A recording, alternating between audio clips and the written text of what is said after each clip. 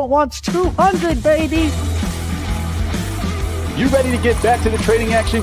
You aim, you shoot, and make money. It's going to be a great day. You guys know where you're at. What's going on, traders? How we doing out there? Who's ready to get back to the hot seat? I know I'm ready to get after it, guys. It's green week so far, but not a big one. And I think that we got to be looking out, right? We got to be looking out for the bigger trade. And I think that today could be that type of day where we're getting a lot of news, a lot of ramp up happening. We got an up move overnight, now coming down here this morning. And we did get some GDP data at 8:30. We'll talk a little bit about the data that came in here. We got initial jobless claims that come in, and that shook up the market a little bit. Let's talk a little bit about what we're seeing in the action. You guys can see the SPY coming down a little bit here, down towards 592 right now. And I think that we got to continue to watch to see what happens. Since 8:30, we did get a little bit of a spike and then a move below that low. Can we get back above this high, this 593? That's what I'll be watching towards the open there. So definitely something to look out for. Let's talk about the news that came in here. We did get a GDP update there for Q1. The estimate was at negative 0.3, coming in at a negative 0.2, and there it is, just slightly off there. So not too much reaction off of that. We did get initial jobless claims, though, that did show a spike. And these are the types of things that people are watching right now, right? So I think this is something to look at. You saw the initial jobless claims, 240,000 versus 229,000, 226,000 being the prior. I always like looking at the prior because the prior shows what? That the estimate was already expected to increase here, but the number was actually way over that number, right? So a nice little increase there versus what was expected, only a 3,000 increase coming in here with an 11,000. All right, we'll see what happens there on initial jobless claims and how that continues to work. We also got U.S. core PCE prices came in at 3.4 versus a 3.5. And something that we definitely need to be watching. And I think it's just kind of a little bit of a pullback after the rally, the crazy rally that we got yesterday, of course. And this was after hours, right? As the markets rallied as Trump's tariff got struck down. I think that's something that we need to be looking at. And I think it's interesting, because this is finally a time where we're getting a bullish reaction off of a negative thing towards Trump, right? I think that's interesting to kind of look at. Of course, investors cheered on a ruling by the U.S. Court of International Trade, which blocked President Trump's reciprocal tariffs, citing presidential overreach under the International Emergency Economic Powers Act, the IEEPA, and the court permanently halted the tariffs and prevented future modification. A key quote, the worldwide retaliatory tariff orders exceed any authority granted to the president by the IEEPA to regulate importations by means of tariffs. So there it is. The Trump administration is appealing the decision. And we heard this morning on Fox News, Stephen Basson kind of saying that this is going to get turned over, possibly heading into the Supreme Court. However, the immediate effect has taken a positive move on the markets, easing the trade and inflation fears that were out there. So what does this do, guys? This really leaves the door for us to get to all-time highs. And this is what I'll be watching today and focusing on. And I think that this is something definitely to look at. Now we could really start to take off there. And I think it's something to note, right? Now we can really get back there towards all-time highs. With this being pulled out there, I think we start looking to see, can we have a big day, get towards that 620 area, and then we'll start to worry about the downside coming back into the market. Right now, it's been straight upside. Even when we do get pullbacks, they're small. So it could be a pullback day today. We'll see. It needs a lot to get back up towards that pre-market high, right? We're talking a move that was all the way up there to 598. It's been declining since then. We're down about 5 points, almost 6 points from there. So we'll look to see if we get a bounce towards the open. What's going on, Eli, out there? How we doing? We'll talk a little bit more about things going on in the market. We're running through the Sunrise report right now to talk about what's going on in the market. Let's get to one of the top earnings report, of course. We'll get to the playbook in a little bit. I wanted to touch the Sunrise because there's so much to talk about. Let's go to the top, of course, earnings report that everyone wants to talk about, which is NVIDIA's report yesterday. And it was a little bit of a down move and then a nice rip higher. Kind of been going sideways since then. Let's talk about their earnings here, as NVIDIA did power higher on an AI boom. Q1 earnings here at 96 cents versus a 93-cent expected. Of course, this was an adjusted EPS number, as they did take out the China numbers. If not, this number would have been, way lower. And I think that's the important thing. I think too many people are talking about this like it's a positive thing. It's a very negative thing. And I don't think this report was really the best. It shows me more and more the slowdown that's happening in AI, and tells me more that, yes, we're not in the third inning of AI. We're probably in the later innings of AI, at least for the short term, being in the waves that we've been seeing. Data center revenue was up 73% year over year, 88% of the total revenue coming from that data center. So what would happen if that data center revenue would to come down? I think those are the types of concerns that you got to be watching for the NVIDIA. But the stock is surging 6% in the extended trading hours, near, of course, the January record highs. And I think that we probably break that at some point. We'll keep watching to see what happens. But there was more mention in the earnings reports about the export restrictions, right? I think this is something that we really want to watch for. Despite export restrictions on its H20 chip to China, NVIDIA still posted massive gains there. CEO, though, Jensen Huang emphasized the closure of 50 billion China AI chip market, but remained bullish on global AI demand. The H20 export ban ended our Hopper data center business in China, and that was stated there. And I think that that's a real negative. And I think we're seeing more and more negatives coming from tech companies that are, have that China exposure. I think this is something to watch for in the long run, because it could start playing in and weighing on tech. We'll see what happens there. Let's keep moving. Let's go to the next report, right? We can talk a little bit about the Fed Reserve minutes. Did you guys see the minutes that came out yesterday? Of course, the Fed minutes revealed a growing concern that Trump's tariff policy could worsen inflation, forcing difficult trade-offs. The Fed is maintaining rates at 4.25 and 4.5 with a cautious approach and policy economic uncertainty. We'll see what happens there, as we will still have that uncertainty. But moments like what happened yesterday with the courts pushing them out, that can create certainty for the short term being. Let's go to Elf Beauty, getting a nice little lift off after first coming down on this report, but then ripping higher as they came in with an acquisition. So Rhode, Hailey Beaver's skincare brand will join Elf. So of course, Beaver is, I think it's the wife of course, the original Beaver, right? And we'll Chief Creative Officer and Head of Innovation. And he's actually a part of the company, right? Rhode had the highest earned media value among skincare brands in 2024. So this is a smart move by Elf, right? They're grabbing one of the top brands. And that's what you want to do if you're in that kind of space, right? It's all about staying with the trends. I'll tell you, in the beauty space, if you don't stay with the trends, you don't stay with the latest skincare products, you get run over. All right, it's $1 billion deal. It's definitely helping Elf this morning get a lift, and I don't think this is going to stop it. One of the things that also helped is Ulta didn't have bad earnings, and that not having bad earnings tells us that at least people are still buying their makeup. We'll see if Ulta can start to turn things around and get back through 422. So with these mentions, I'd be looking at kind of both of these plays. I think Ulta could get that lift today based on that Elf, right? And Elf is a little bit too extended here for me to play for it, but I wouldn't mind it if it pulled back, let's say back towards 95 or into the 95 to 90 range. Right now, above 100, I need it below 100 for me to go ahead and grab it.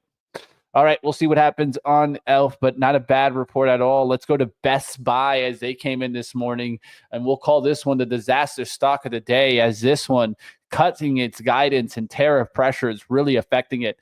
EPS coming in at $1.15 adjusted versus $1.09 expected. So they were able to beat on EPS. The revenues missed here at 8.77 versus an 8.81 billion expected. And comparable sales were down for the year over year outlook here, down 0.7%. Not what you want to see. And their full year guidance outlook lowered here. It was at 41.4 billion to 42.2, now being lowered down to 41.1 and 41.9. So definitely lowering that down and lowering it on the lower end. Not what you want to see. Same thing with the EPS. So CEO Corey Berry noted that over 75% of Best Buy's products come from where?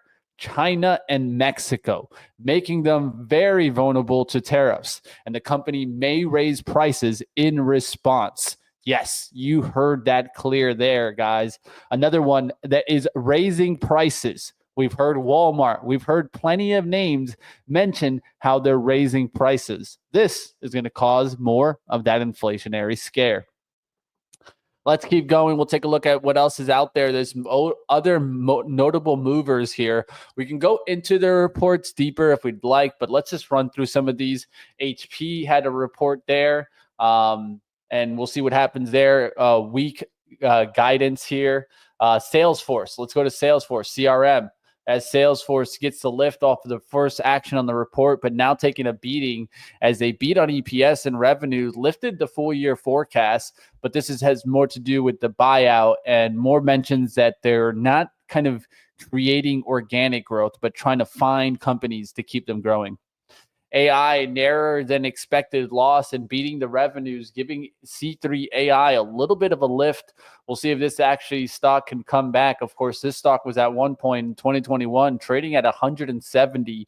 It's at $26. That's just how it goes sometimes, guys. We'll see if this can actually turn things around. I don't expect anything from C3 AI, but it is up there on that narrow than expected loss and beating the revenue expectation. You got Pure Storage up 3%. Sentinel-1. This was another disaster stock continuing on the downside. And I've talked about how Sentinel-1 has never been the name that I would own in cybersecurity. If anything, I think this stock disappears in the long run. We'll see what happens as they have week 2 guidance despite a slight beat. But when you have your other players in cybersecurity ripping through the highs, yet you're ripping through the lows, that is a big sign of concern there. So this tells me that I don't want anything to do with Sentinel-1. We'll see what happens as it keeps tumbling down.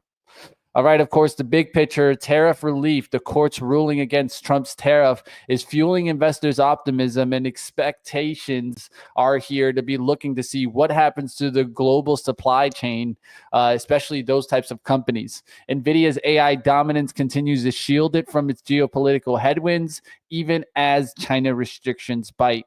Tariff uncertainty is now on top concern in earnings call, with retailers like Best Buy and Elf Beauty either cutting or withholding guidance. So some things to keep in mind as we keep watching more and more talk of what? Of good old tariff talk, right? But let's get to the playbook today about what stocks I'm watching for the open here. Let's get to that action. Let's take a look at what's on today's playbook action.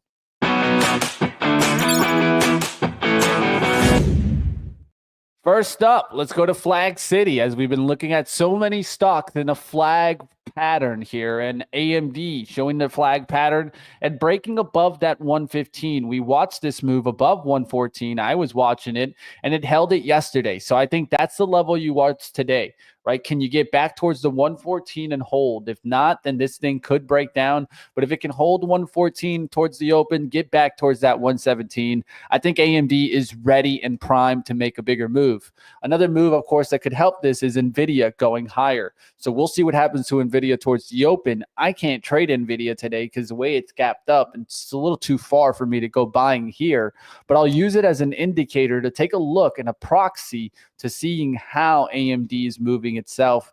We'll see what happens if AMD really wants to make a breakout with, of course, the backs of a good NVIDIA report. We'll see what happens there on AMD.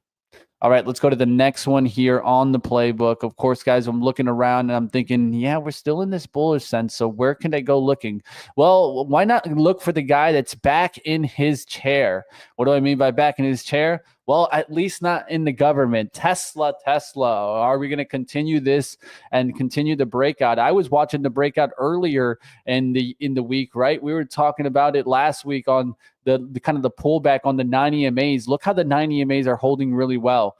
Now we're expanding away. This is where I think we could make another break towards the upside, especially if we could have a good day today. So I'll be looking to see if Tesla wants to hold. Can it come back to hourly support? And then just find the dip buyers. Right now, you're literally sitting at a prior resistance that's trying to act as support here. Let's see if it can rip back above, going back towards the 367 right out the gates. That's what I'll be looking for on Tesla, especially as we get closer and closer to Robo-Taxi Day. And this is just a buy the rumor, sell the news event. So the faster it runs, the more I'll be ready to sell the news into the event. But for right now, I think this could get to maybe even 400 and then start to see a little slowdown. So that still leaves room for Tesla to continue climbing. And what are we seeing here?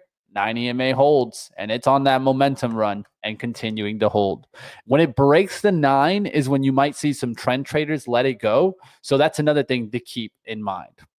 All right, let's get out of Tesla's talk. Let's go to one last one name here that I've been looking around, and there's a lot to take a look at out there, guys. We'll see what happens out there. But hey, we'll see. It's going to be a tough day for sure because we're already kind of gapped up. We've pulled back a certain amount here, so got to continue to watch to see what happens there.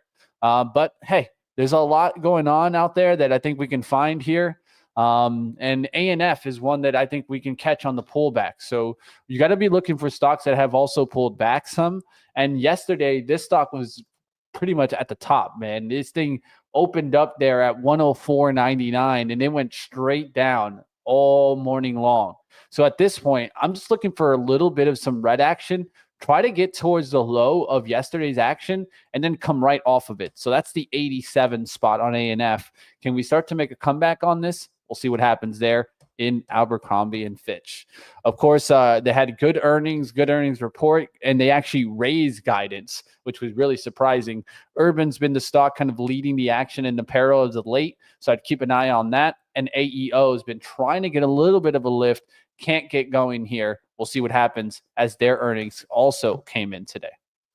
All right, guys, that's going to be enough of that. Let's go ahead. Let's kick things off. Let's go back. Let's go to Michael Noss here. Normally, I play the intro around this time. I played it a little bit early today, but let's just play it again. Let's get it going. Let's get him on.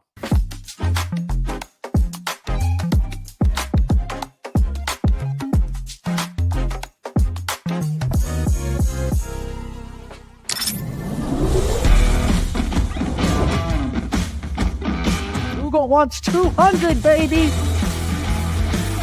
You ready to get back to the trading action? You aim, you shoot, and make money. It's going to be a great day. You guys know where you're at. What's going on, traders? How we doing? Let's go ahead. Let's bring on Michael Noss. What's going on, my friend? How we doing? We're doing fantastic. Another good day to be a bull. As another day. Gap up over whatever scared us yesterday. I wasn't really paying attention, but I noticed we had a little bit of a scare that no one cares about anymore. So no, I mean, we keep doing this though. I don't know if you noticed the pattern, but we keep selling off towards the close. We trying to scare people, right? As long it's as a constant pattern that I'm seeing, right? Like constant. As long as the big guys are net short, they want to scare people. They want to trigger stops. They want to get them out of the position because they need to buy, right? So these and it has to probably do with imbalances, right? They're coming in towards the close, and I think that's what we're seeing too. Maybe they're trying to kind of deter you of what they're doing there and putting their positions in right towards the close there, causing actions where it is getting that pullback. But you see it the next day, it's right back higher, right? And this is the hard part right now. And of course, last night, getting a little bit of mixed signals, NVIDIA's earnings coming in. But we did get more mentions of chip restrictions. I think that was affecting the market. That's what was bringing the stocks down a little bit. And then, of course, NVIDIA was actually holding up the market a little bit. I think it could have came down even faster with those mentions. But then the court mention comes out, and it's complete flip. What I thought was really interesting was this is the first time in a long time that we're seeing a negative catalyst towards Trump actually cause the market to go up. I think this is an important thing to notice, right? Because Trump's actually going to fight this, right? He's going to be like, no. We're going to cut this off. We're like, my tariffs are going to come through. And so that's what I'm going to be watching for now to see how the market reacts when that gets put back on. This, I think, is leaving the perfect window for us to get to all-time highs and then knock us right back down. So I think that's what I think it's leaving the room for sure, because the key is you pulled the uncertainty off here, and the certainties of tariffs could come back in when he puts them back on, right? And so yeah, I think the main question is, do they flip the positioning by then, right? So if you look, we've got for. So up top we have sentiment still bearish, right? Still net bearish across the board, right? So when you ask people what they think of the market, these are, again, institutional investors, net bearish, and positioning also bearish, right? So everybody is all bared up across the board. So I really think it depends on if this is corrected before all-time highs, because then yes, I think they could potentially do all-time highs and then rug us. But if they are still not bullish and they are still net short as we get to all-time highs, well, then that it's the easiest way to know that people are losing money, right? Is that if you're short and you're at all-time highs, you're just necessarily losing money. So I'm waiting for both of these things to kind of flip in order for me to say the rally might stall a little bit, but we need to at least see some reading of they're not short the market, because both being bearish sentiment, which I give a little bit of less stake to, because anyone could say whatever they want, but you can't hide these numbers, right? These are hardcore positioning numbers. So it'll be interesting to see what happens when we get to all-time highs. If we get there and we're looking kind of like we were back here, where this was the moment where everyone was kind of bulled up and we were making all-time highs, that's when your rug pulls happen, right? When you are net short in through here, and then you're making all-time highs, right? You're net short and you're making all-time highs. Those are the ones that usually have a good chance to run. Same happened back here. Everybody was net short and we were making all-time highs. This is why it's all about, right? If you want to be a contrarian, you fade positioning, not price, right? Price is trend. So fading price doesn't work in the long run, but fading positioning can work, right? Look at this massive rally we had after 2020, and then look at all of the positioning data, right? And they didn't start buying until, coincidentally, right up here. This is where they started to really get long, and then that was the top. So right now it's still just looking like very much, hey, we're looking like we were way back here, in which everyone was short the market. So for me, I love being a contrarian in this way. I want to take the other side of the people that I know that lose money quite often, and that's what we're doing right here. So yeah, if you're a contrarian, you're buying this market. If you are, kind of going with the herd here, you're going to be shorting this market. And I just don't think going with the herd is going to work right now. Yeah, we'll see what happens today, as the markets have been coming down since 4 a.m. here, since our opening this morning. So we'll see if we can get some type of bounce towards the open here. Where are you looking for bounce levels? What are you looking at here?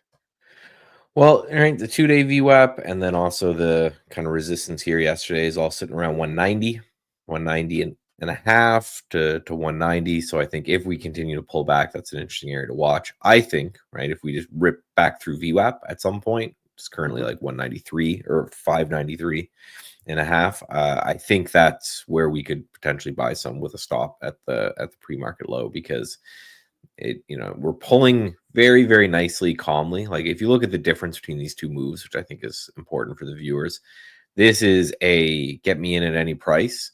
And then on the way back down, it's much slower, more controlled, more bounced, right? This is a very emotional run, and this is a much less emotional run, because they're not, if it was the opposite, if it was, you're grinding up slowly over time, and then you sell dramatically, that to me is way more bearish. A nice rip up and then a slow calm down. I think GME daily chart might be a good example here, right? This nice kind of rip up and then rip back down. That to me is more of kind of this rug pull type look. Whereas if you're looking at something like the market, at least this morning, it's, massive pop up on the earnings last night and everything. And it's been this kind of slow pull down with some bounce. So yeah, 2 areas to watch right off the bat is kind of 192 or so. And then also way down here at 590 and a half. Those two, this zone might be a good zone. But for me, I just want to see it get back through VWAP. And then the Qs, it's going to be the same story. Qs holding up relatively well here because tech, right? Tech is better than everything else. But the same thing, right? We've got our VWAP right above. If we can rally through that VWAP early on, I think I'm going to get involved there. We will see if we get that rally there. I'll be looking for it. I think everyone's looking for the rally. But the question is, what will happen towards the open? Will we get an hour of pullback? I think it could happen. Markets not the institution, right? Big institutions, they're not hoping for a rally. They're hoping for a sell-off, right? Because they are all net short. So we need to see what happens when. Yeah, I mean, but I don't think they have fear about buying up here. As you could see from the data right before, they bought up there before, right? They'll just buy when they want, when they actually just want to buy. And how much will that hurt, right? They're just going to hit. Tell your investors, okay, we bought up, we were long up here, and then we got net short, kind of right in this area, and then we're buying back up here again. This is why, again, it's such a great indicator to fade, because if you just go through history, they're pretty much always wrong. It's just it's just the way it works. That's why most institutions, most hedge funds, right, dramatically outperform the S&P 500. And again, you can just see it in the data, right? They're usually wrong. So this is why there's so much conflicting, I think, information in finance and trading investment overall, because so many people poo-poo traders for buying the dip and averaging down. But I mean, if you average down on all your long-term positions when the Qs went down like that and the SPY went down like that, are you mad today? Mm-hmm. We saw that in the data too, right? So Robinhood released, I'm keep trying to find it, but Robinhood released that report. At the lows, retail was just flooding money into the market and institutions were shorting. So again, I'm very happy. The part is the books tell you to sell there. The books tell you to get out. Mm-hmm. The books tell you that you shouldn't be averaging down there.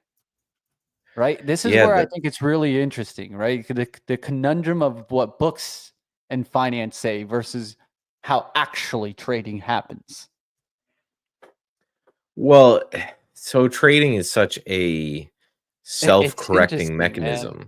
It's interesting. That if everyone does one thing, then the opposite always happens, right? So if everybody comes into the market and says, "Oh, we just buy," we panic out in the lows, and then we buy in at the highs.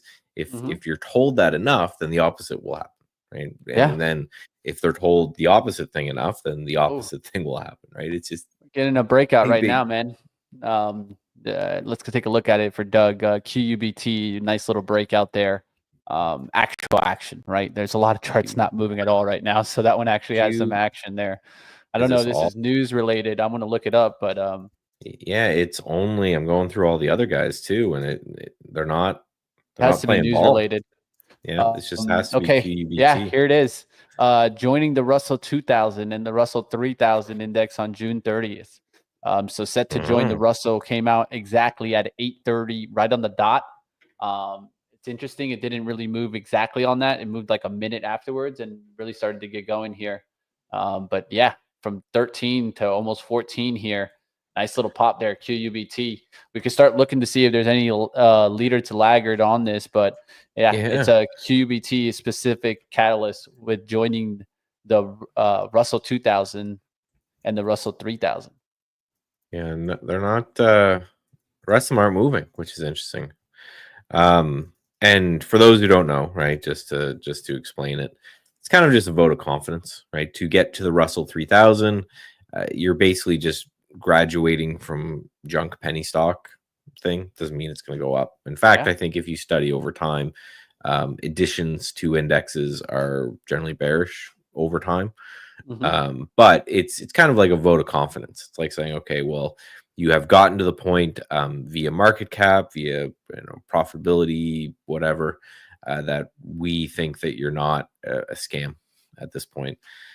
It doesn't mean your business is going to work, right? A lot of things get kicked back out of the Russell 3000, but the Russell 3000 contains, I think, like 98% of the investable universe. So it's not like it's a super exclusive club out there. There's only, I think, 6,000 stocks and 3,000 are in the Russell 3000. But, it's nice for propping up a little bit, and we'll see if it pops above here 18s.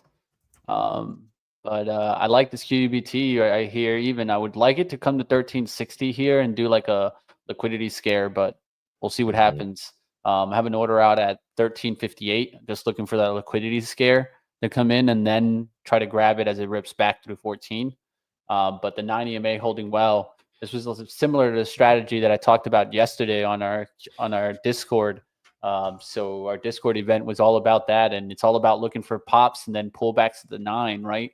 It's exactly what's going on right now in QUBT. A pop towards 14, a pullback to the 9. It stays right on the 9 EMA there. Literally, 2 pennies off of it. So boom, right back up there, giving you the opportunity for buyers to step right back in. They stepped back in. I'm looking for them to get a little wash here, but they're looking good here. They're buying up even in the 1390s right there as soon as it hit. IonQ starting did a little sympathy pop with it. Nothing crazy. The rest of them did not. Yeah. The rest of them did not get involved. So IonQ is one that's interesting. IonQ is likely already, if I were to check, in the Russell 3000. But these other ones you think might move with it, and just the algos playing them together, right? Yeah, this is getting really high tight flag, high tight wedge pattern there on that IonQ. Really tight towards 49. You can see it on the hourly, especially. The hourly shows you it's really starting to get tight. And this is actually a pattern that I see a lot of the bigger traders, like those market wizards, like this is a pattern they look for often. High and tight there with a stock that has the retail momentum, the favor in a hot area. Why? Because when it's high and tight like this, when it's really tight, you can get in there with big size and probably get out also, right? So at least you know that you're not going to get that crazy wash, and there's going to be the liquidity because of all that volume that has piled in the last couple of days.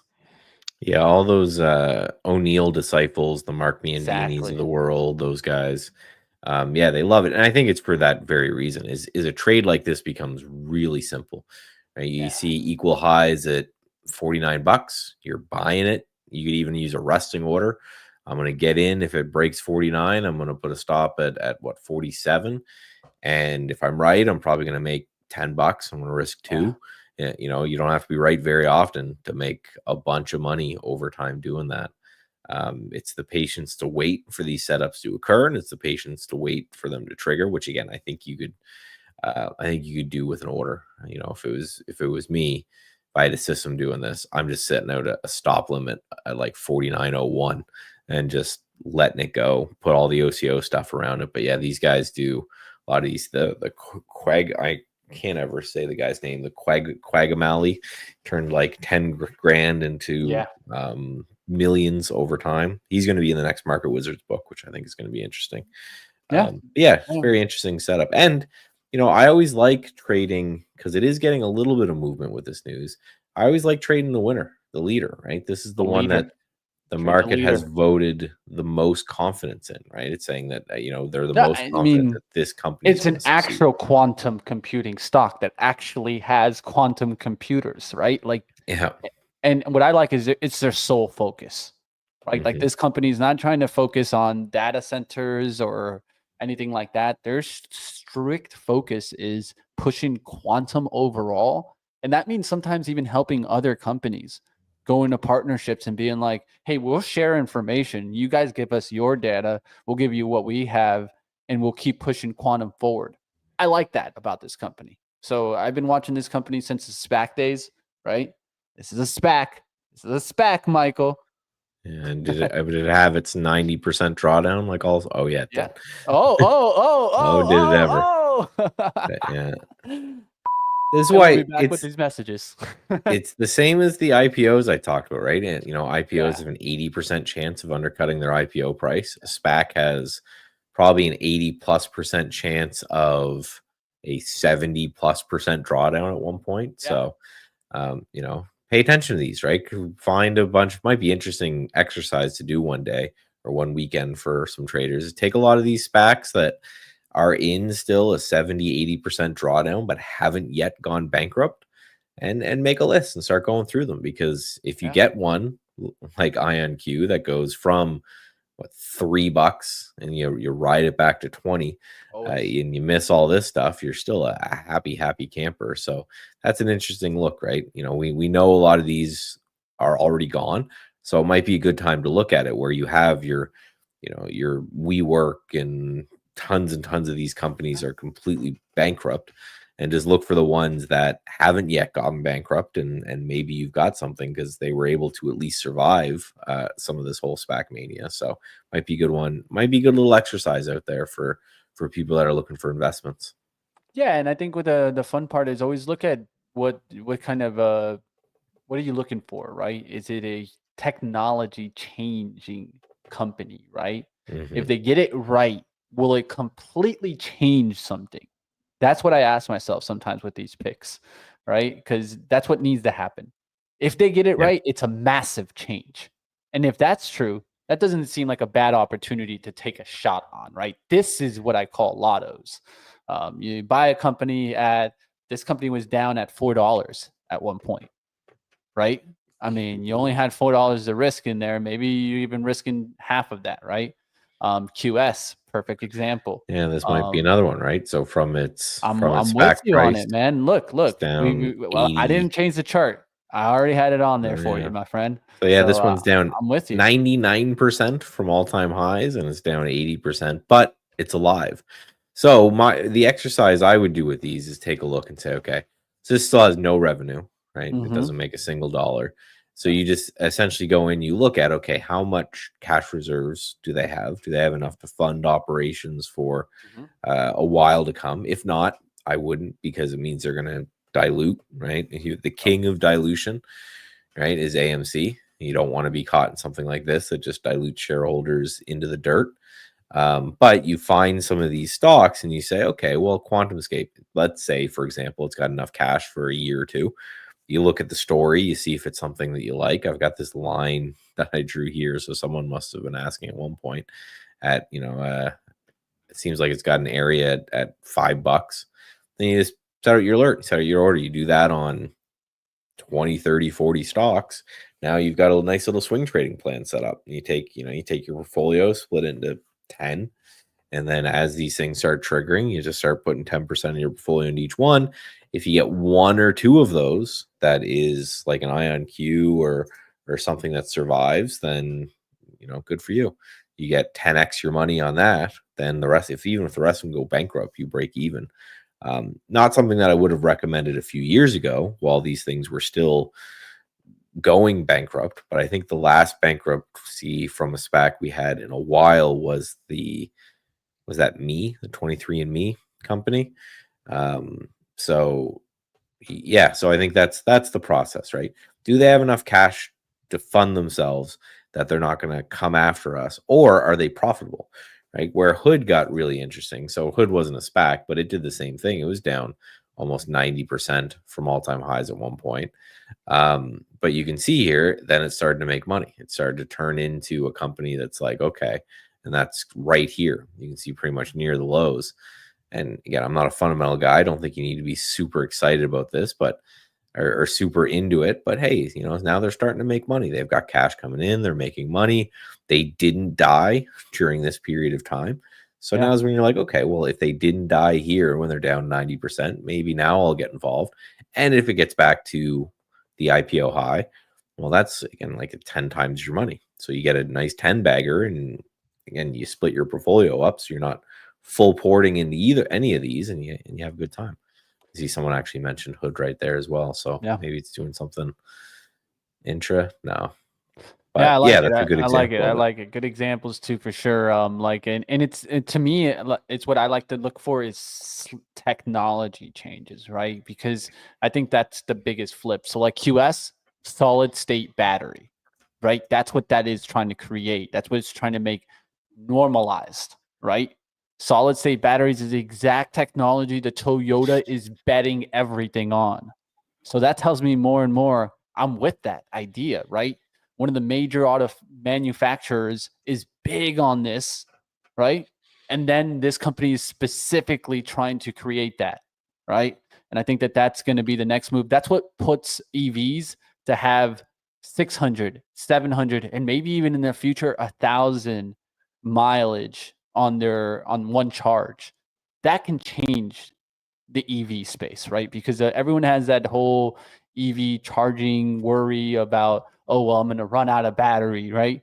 But when you have 1,000 miles, the odds of you running out of battery are very slim, right? Like, you know what I mean? Like you're not going and driving 1,000 miles on you'll probably get tired before you drive that 1,000 miles, right? So, which would be, that's the ticket, right? That's the only thing keeping me out of an EV is that, right? I don't, because I live in the middle of the woods, there's not a massive, I'm going to have solar power on my house, which makes me more interested.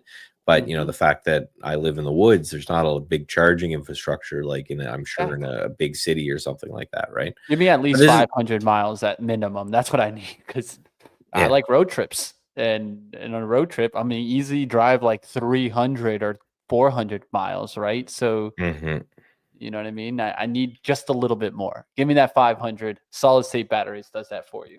I like also 3D printing too, things like that. Why not?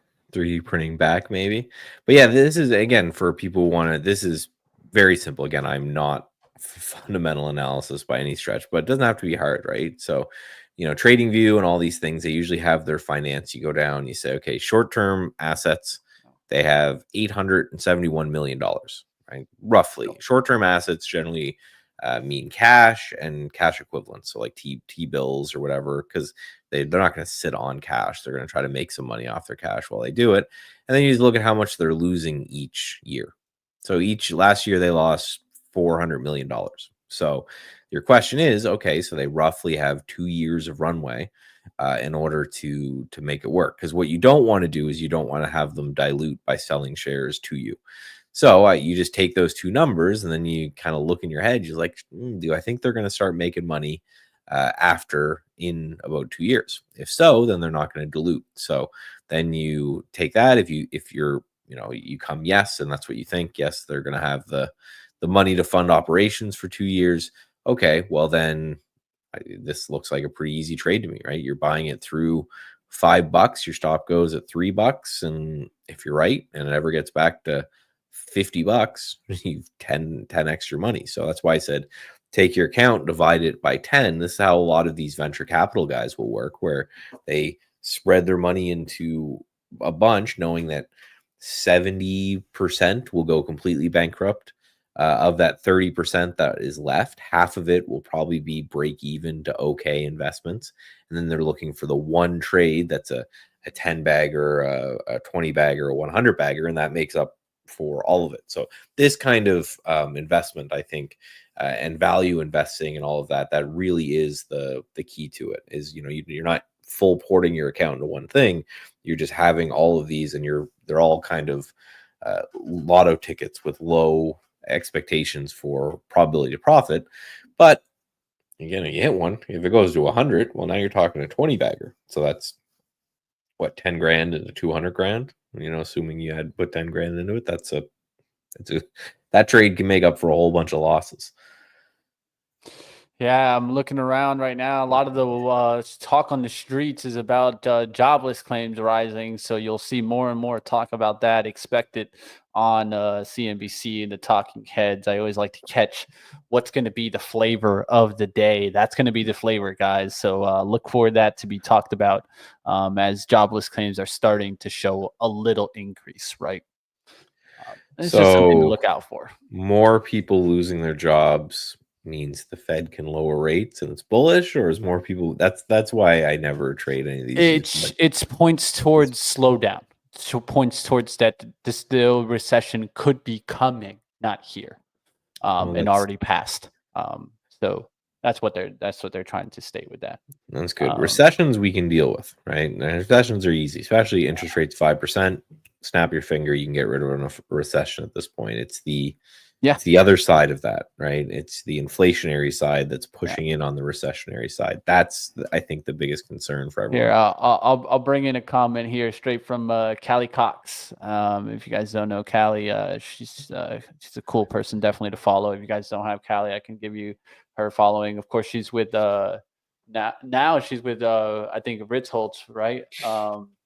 But she was with also I think eToro before this. But she's pointing here like the recessions, right? Normally we get one once we get past this area, and you can see that spike, right?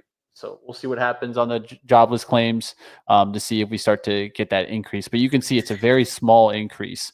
Another one that could bring. I almost think when you're doing data like that, I almost think you got to pull COVID out of it, because that was just such a, like, if you look at that, that was a very graph mates, and then COVID just destroyed it. So I mean, there's always the panic, right? The panic comes in the markets all the time, right? That's what those spikes are. Those are panic moments, right? Like the financial crisis, panic moments.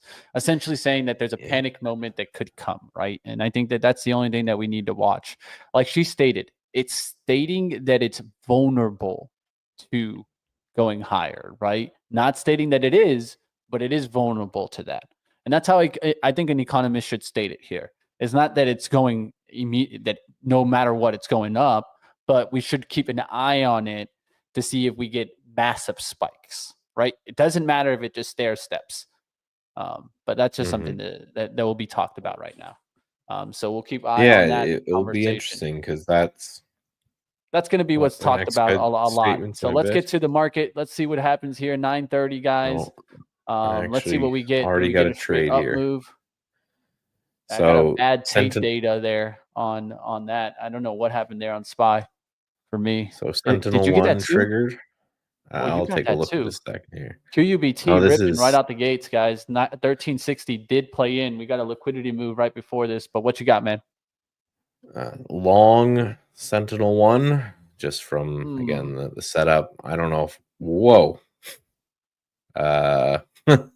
one second here, guys. I don't know if we're getting bad data or I was getting it too, man. Don't worry, I was getting it too. Something was going on in the SPY where I got a huge down wick and then it came right back.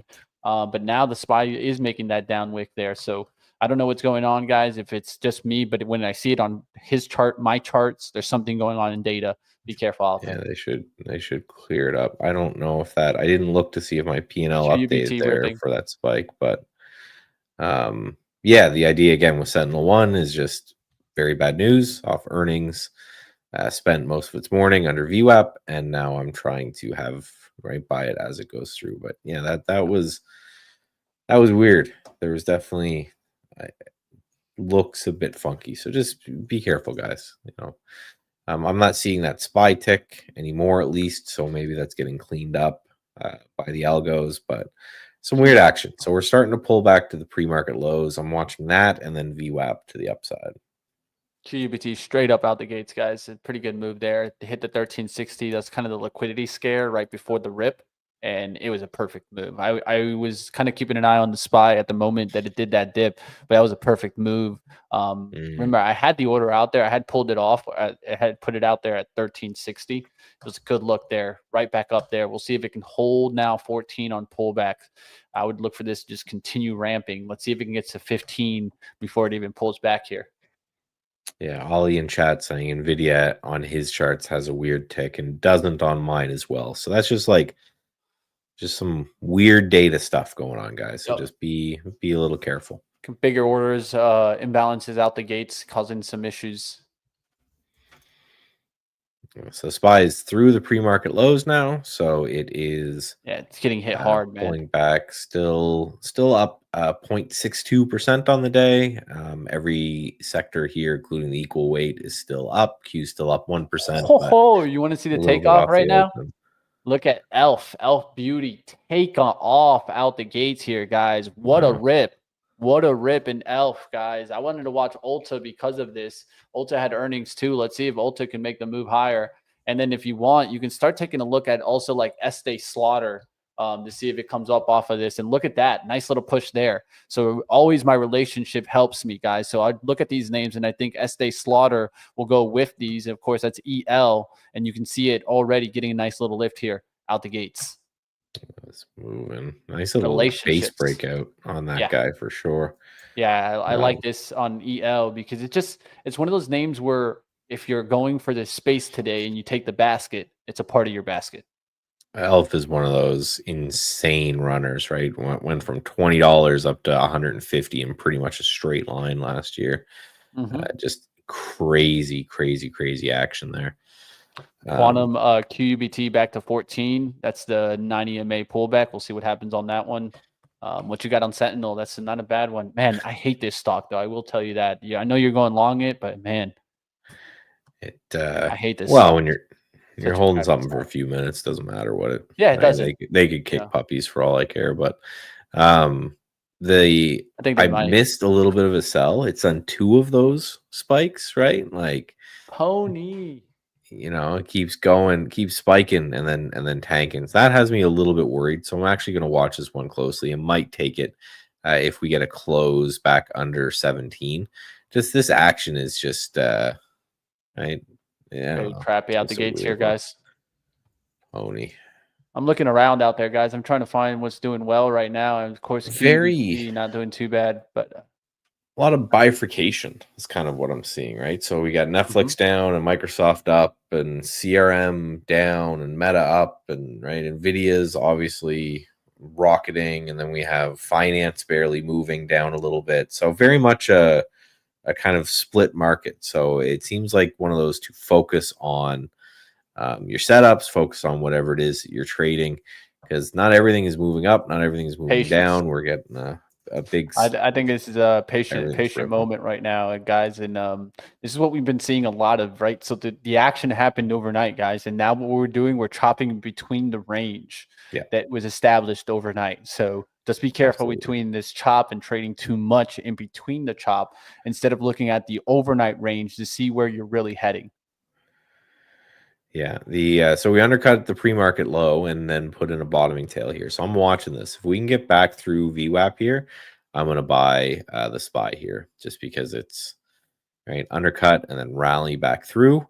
That could be one of those liquidity grab things that we talked about, right? Where that was the moment for the bulls to get back in. So I think, Mitch, let's start hunting for stocks that are doing the same thing. Yep. Yeah, that's what I'm looking for right now. I'm looking around out there. I was looking at AMD, but I wanted it to go to 114. It went to like 114.40. So I'm going to give it one more chance. But that one is doing the same thing that you're talking about, trying to work back to VWAP. I'm looking at stocks like that. If you guys see anything out there, let me know. I'm thinking NVIDIA did do a dip through 142 and then really quickly back above VWAP. Maybe that just holds above VWAP here and we can start to ride higher. So I'd watch NVIDIA here to see if you break out above 143.50. Yeah, getting some weird action. I don't like weird, I think is the best Amazon word for recovery. the opening. Amazon looks good too. I like this one because it's on a bull flag and it's pulling back closer towards the 9, trying to hold a higher low above 208. Cut 208 today. I was trying to trade it yesterday through that 207. Good looking move there on Amazon, guys. So I might trade that one. Yeah, that's good. And this is what I think we need to look for is the right undercut of the pre-market low happened right here, back through VWAP. Again, the beauty of these is that me and Mitch have seen them so much that your stop's clear. Your stop's 207, right? That's where you're out. You're out at the low of the day. But when you're right on some of these, we've seen some all-day runners. So the risk reward on this particular setup, I think is going to be insane, even if it's not crazy accurate, right? You could very easily see, Amazon back pre-market highs are 212. That's a massive move for Amazon, and you're just risking to the low of the day. So, right, when you're going to draw these out, and the risk reward on this would be pretty wild. Yeah, you're talking, if you just got back to that high, you're talking a 4 risk reward. Take that all day, right? You only have to be right a small percentage of the time in order to make a bunch of money on that. Yeah. So all right, guys, I'm going to try to take some Amazon here on this pullback closer towards the VWAP. I'm trying to add towards the 208 here, trying to see if Amazon can get going here. The Qs are dropping fast, so I will say that. So I'm trying to take a little bit of Amazon here. So let's go ahead. I'm in there, 208.35s. I'm watching GameStop here, right? So obviously massive rug pull yesterday. Completely erased like 2-3 days worth of action. Little bit of a sell-off today down here, and then right, green arrow alert as it went through here. So I'm looking at this. This is yesterday's low and the pre-market low. There's a big level here that we've undercut, and now we're trying to break back through VWAP. So I'm going to give this another candle here. If this candle or the next candle can close through VWAP, I'm going to buy some with a stop the low of the day. Just such a big level to do maybe one of those undercutting rallies. 2-day VWAP is all the way up here at 32.64. So that ends up being a pretty good gain. But like Mitch was saying, I need the market to chill out just a bit, right? Yeah. I'm taking that Amazon. We'll see what happens here, guys. Trying to take that thing right back up through the 209. Let's see what happens. Going to risk off like kind of right here, like the 207.75. Don't want to risk all the way towards the low just because the way that the Qs are acting here. But I will take the shot. Let's see what happens on Amazon. The massive relative strength here to the overall market. So I think that's great. And we're seeing SPY relative strength to the Qs. Right? The Qs are at lows, the SPY isn't. So it's one of those we must be seeing other sectors kind of holding us up here. We can look at the heat map to see, we're seeing finance recover a little bit. Retail trade, which is Amazon, doing pretty well. And some of these other ones are recovering, in which the market is selling. NVIDIA pulling back to VWAP here, putting in a blue arrow. I just don't know if I have the guts to short that one, which means it'll probably work. So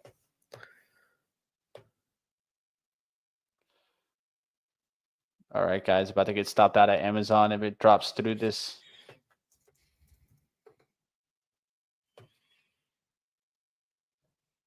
Stop out there. Probably gonna get hit right here.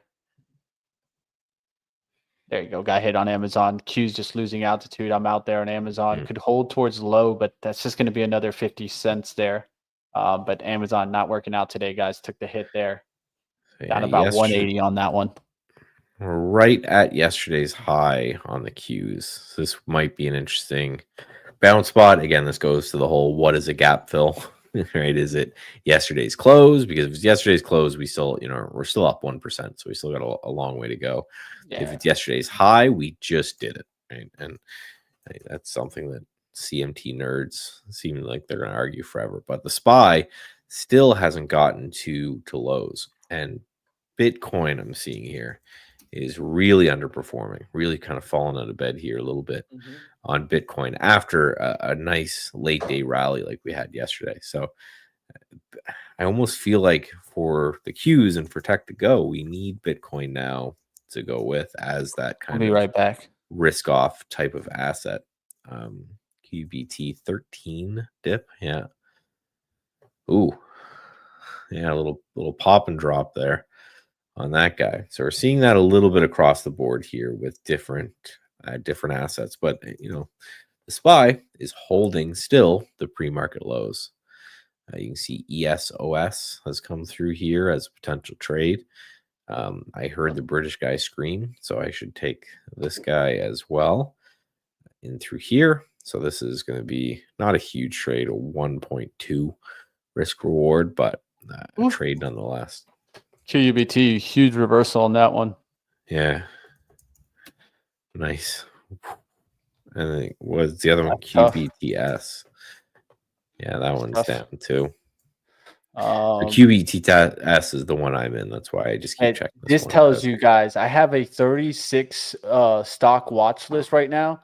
Only one of them in the green from the open, and it's up 0.32.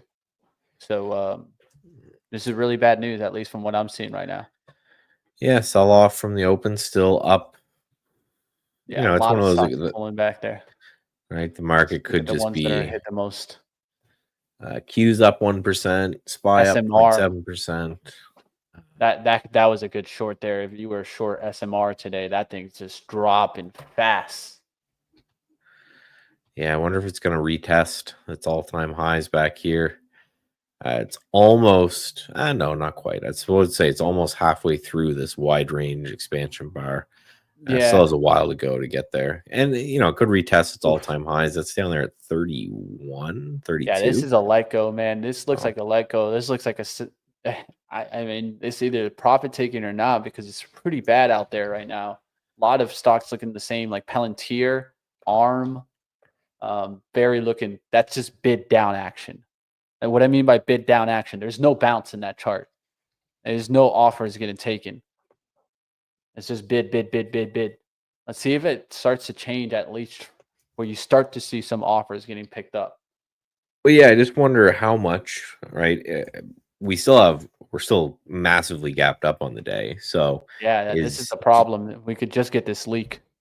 And do we fill the gap and then rip, or do they come in a little bit before that? Because if we fill the gap, that's still 1% down from here on the Qs in order to go negative at all today. So that's still pretty substantial drop that we could do, and still and be flat on the day, right? So yeah, that gives a little bit of room. IWM, of course, the small caps are underperforming, but that's just kind of what they do at this point.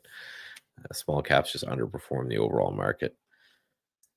So really, it's the SPY from the open that's been doing the best. That gave way to its kind of earlier low there just a bit. And, we're seeing a lot of this finance and then retail doing well. Checking back on Amazon. Yeah, not nearly as bad. So we're very bifurcated, right? It's some stuff are holding up fine, some stuff selling off dramatically. We just need you gotta have to be in the right ones, right? So it's a stock pickers market. Nvidia, if this triggers again here in 30 seconds under VWAP, I might take a little bit of a short on this particular name. My Sentinel one's just not doing anything. I'm kind of sad that I missed that initial rip in there, but not up, not down, just chopping about. So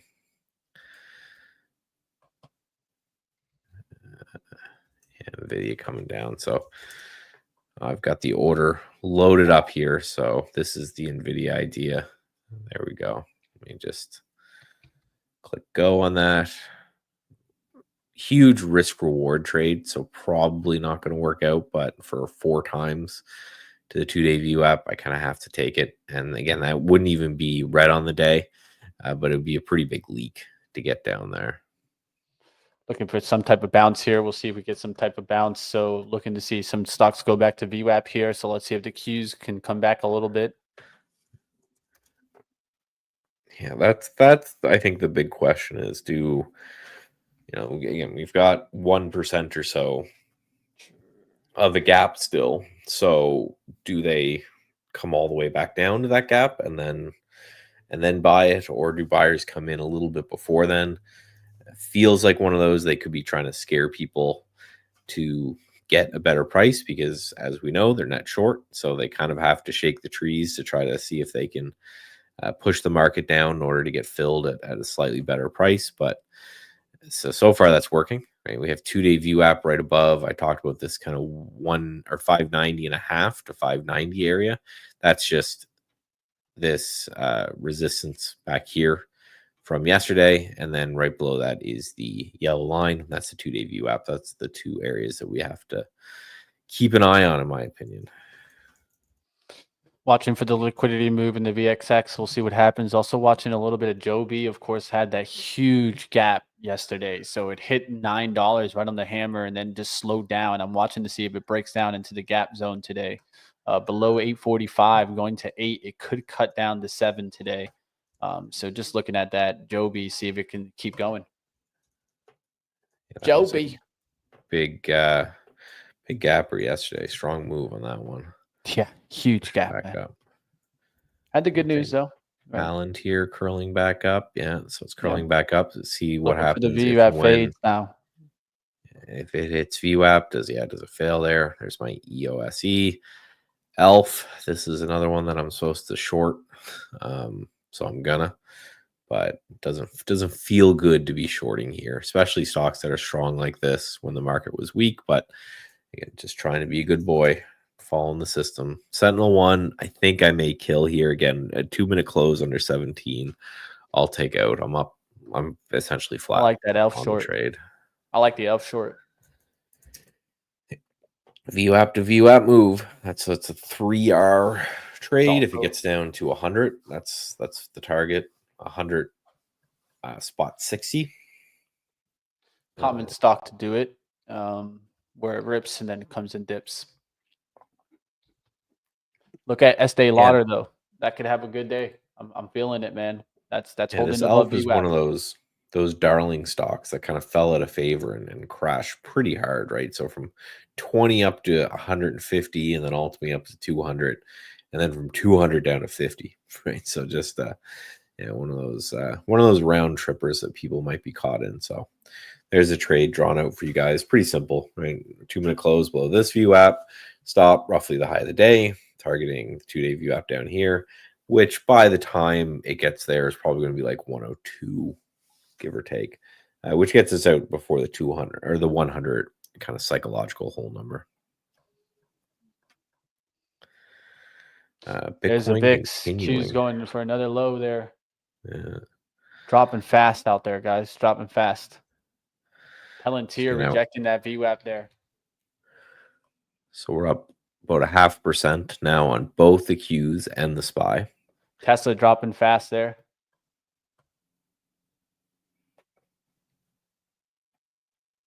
Getting extended already. Let's see if we get some type of bounce. It could just be a wash, man. Tesla dropping fast there. Yeah, there's ELF not dropping fast. That makes me worry. Yeah, so Tesla's selling a bit. So 2-day VWAPs are starting to come into play below us here. 361.5 on Tesla. On the Qs, right to, you can see again the L line's 2-day VWAP came right to a tick right there at AMD coming back to VWAP. I'm thinking about it. At 521, bouncing so far, right? A very small bounce, obviously, light bounce. But so far, bouncing at this 2-day VWAP, it's insane that this is the exact low within 1 penny of that 2-day VWAP. If that bounces from there, I'm going to go buy my boy Kenny Glick a beer. Seems a little unlikely we hit that point reverse.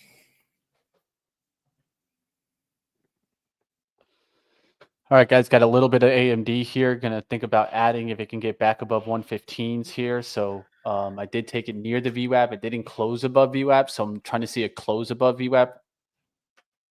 Can show you guys that. So AMD there. You guys see it.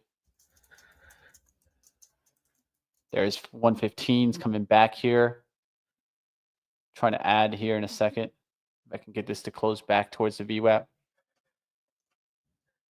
Gotta wait. Gotta be patient. Yeah, the Qs are bouncing pretty hard off of that 2-day VWAP.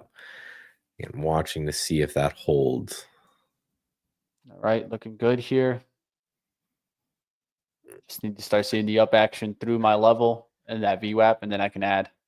All right, so I am long GameStop. This is the whole like what I was talking about with Sentinel. GameStop. I think this company is dumb. And the apes that still exist are equally as dumb. But again, I don't. They're straight apes now. Yeah, I just got to follow my system. Again, the idea, if you miss it behind this, was this 30, 70 area, massive level, low here, and then back here, and then here again. We undercut that this morning, and then we put in a green arrow. I didn't take that one, although that would have been a better price. I take this one here as well. Yeah, GameStop trades along with MicroStrategy now. I 100% agree.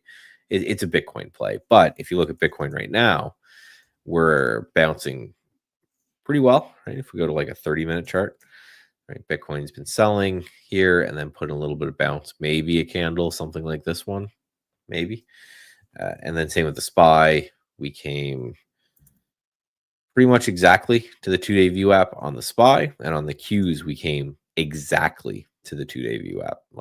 Again, the 2-day view app at that time was 1 cent from the low. So we're bouncing off that level. It's a logical reload level. If you're somebody who was looking to buy this dip, it's just one that it makes sense. It's the average price of today and yesterday. So, yeah, so Bitcoin is rallying. That's going to help the tech side of things. It's going to help these GameStops and the MicroStrategies, that type of thing. So, just straight. So, Sentinel stopped me out right here at 684. Just came back and closed under that $17 area. If it triggers again, I'll potentially take it again. But just felt better to be out. Yeah, I might get hit here on AMD. It did pull back there. I'm still risking off the low on the strategy, so because at least I have only 100 shares. But we'll see what happens. I'm at least taking the strategy on here. We'll need the Qs to recover, but taking the shot on AMD. Yeah, I really do. I am really encouraged with the strategy. I think it's going to have roughly a 50-50 win rate, but I have just seen so many times them literally run for the entire day that a 50-50 win rate is not bad if you for can a strategy like that. Yeah, right? Exactly.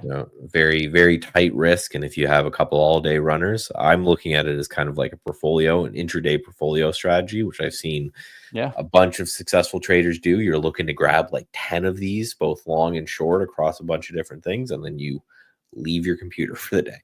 You come back on the close, you work out of those orders, you do the same thing the next day, where you're trying to build essentially a little long short strategy of liquidity grabs every single day. So I want to there. I want to start testing it a little bit more on these stocks that, of course, do it, but maybe like in a little bit of a time fashion also, where it's like, hey, it needs to get back above that VWAP within like 5 or 6 minutes. If it's not back above that VWAP within that 5 or 6 minutes and has done the move, then just forget about it. I think that makes perfect sense, because you want a liquidity grab, which is you want first a bunch of stops to get hit and then stops, right? Yeah, and then someone. So I think that's going to be very much this strategy is going to have entries in like the first 20 minutes of the day, and then after that you kind of forget about it. But your goal is in the first 20 minutes a day is to probably take 3 or 4 longs and 3 or 4 shorts and come up with this kind of market neutral. Because look at like a QBTS. That did the same, or was it QUBT? The other one, QUBT. You look at that and you say, okay, if you did the reverse right there, even though this one was a wild one, if you took the reverse as it came back through VWAP, you have that short, and then you have AMD long, and then you end up, doing equal risk across these. So you take, say, maybe 2 longs and 2 shorts, and you're risking $100 on each of them. If you're wrong on all of the positions, you lose $500 for that day. But your hope is that net over time, with a couple of all-day runners, you have some good trades, right? So, yes, it feels like something that can be systematized too, which I love. Big spiking. I was just thinking about taking it there at 53.10s, but it spiked a little bit too fast there off the 9. But it's spiking, so we'll see what happens here.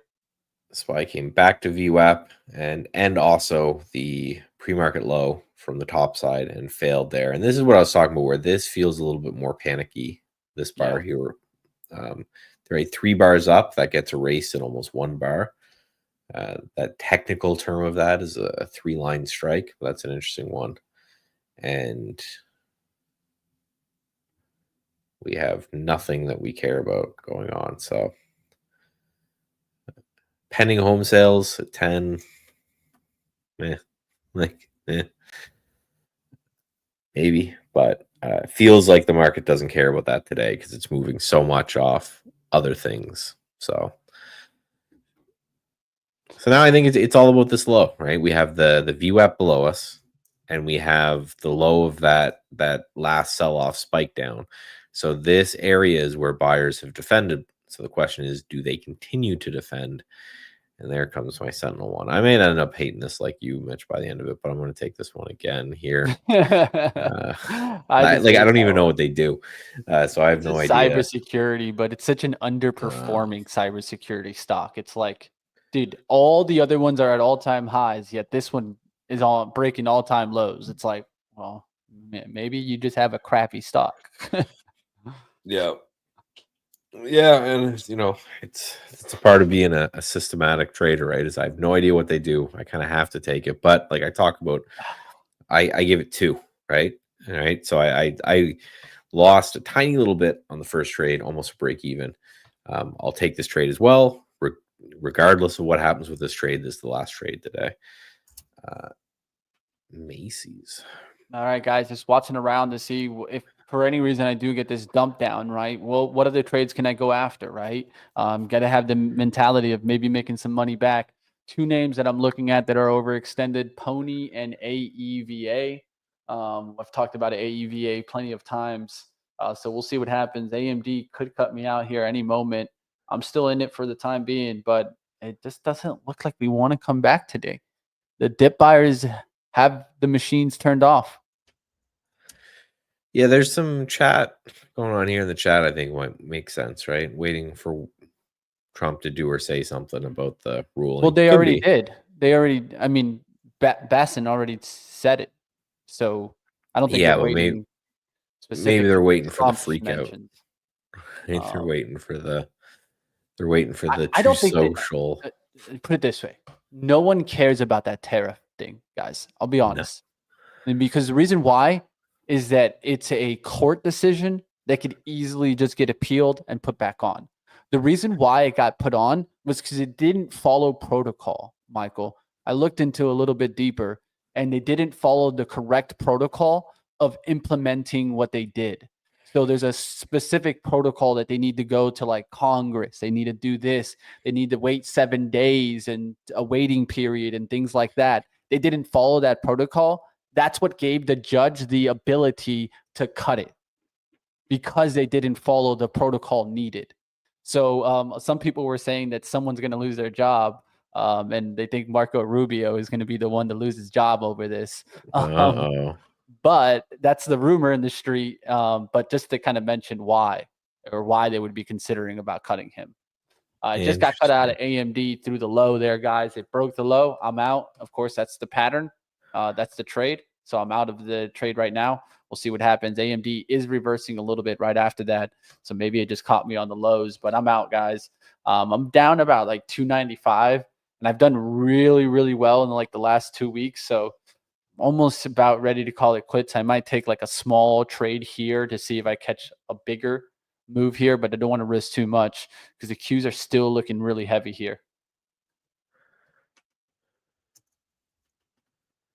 Yeah, you would hope to see a little more of a bounce if buyers were going to come in and defend that low again. You'd hope that to be a little bit more aggressive.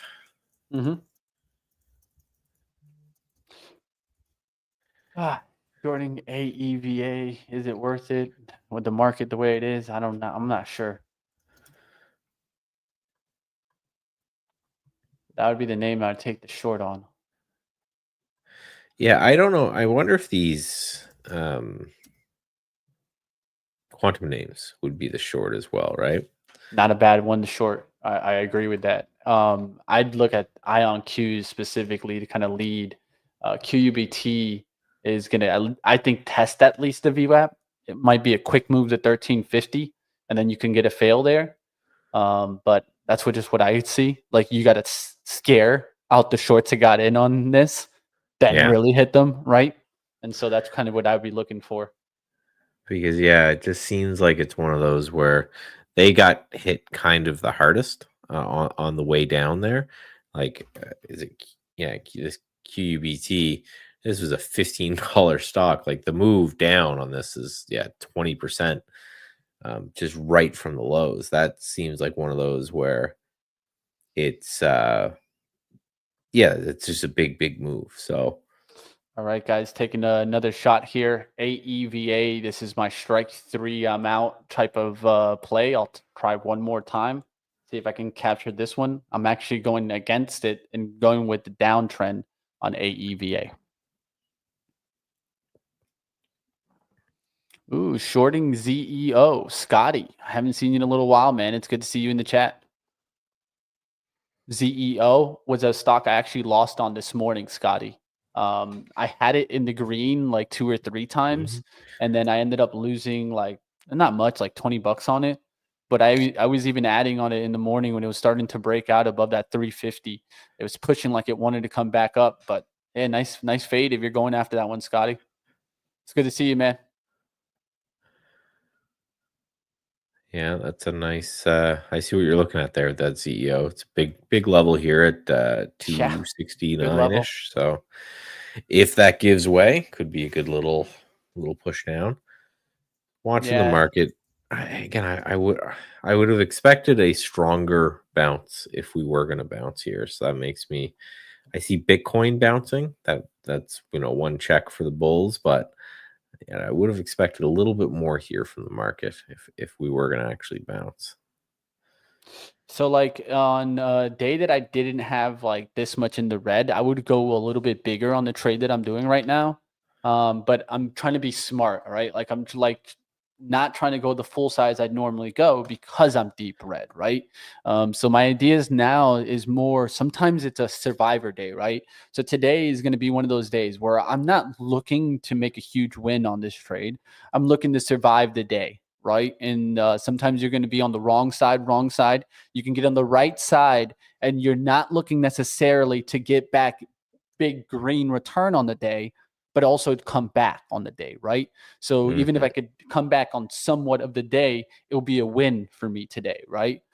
So this is a perfect example of a style of trade that could work here for me. And I'm glad I didn't go too big because I'd also feel the pressure of getting out too fast, right? So we'll see what happens here. AEVA for the short. I'll show you guys this pattern. This is a clear, defined strategy, right? It's on the VWAP fade. Stock that has been trending for a long time on the daily, man. This stock has been trading forever on the daily. And so I'm looking to see if it starts to really collapse back here, maybe towards 15. Yeah, and I think it's important I think that is an important thing to kind of tell people about too much, because there's so much of the I want to make it back on one trade. Yeah.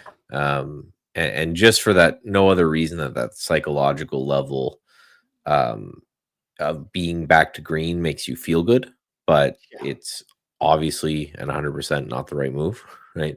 Yeah. The right move is to do, I'm just going to take the next trade as if it was any other trade, and then again maybe take it smaller, like Mitch was saying, just because it's you're closer to kind of a stop out, and grind it back, and it's hard. But there's just so many times I've seen people go, okay, well, I just want to make it back on a single trade, and then that's where you get in trouble.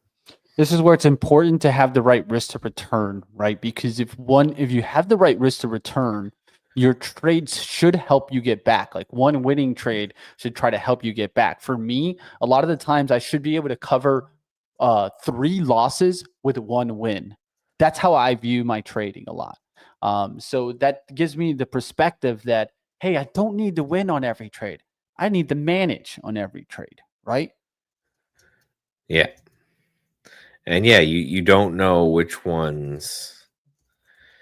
You don't know how you're going to get back, or even if you're going to get back, right? So you have to really look at it as completely independent scenarios, because they all are.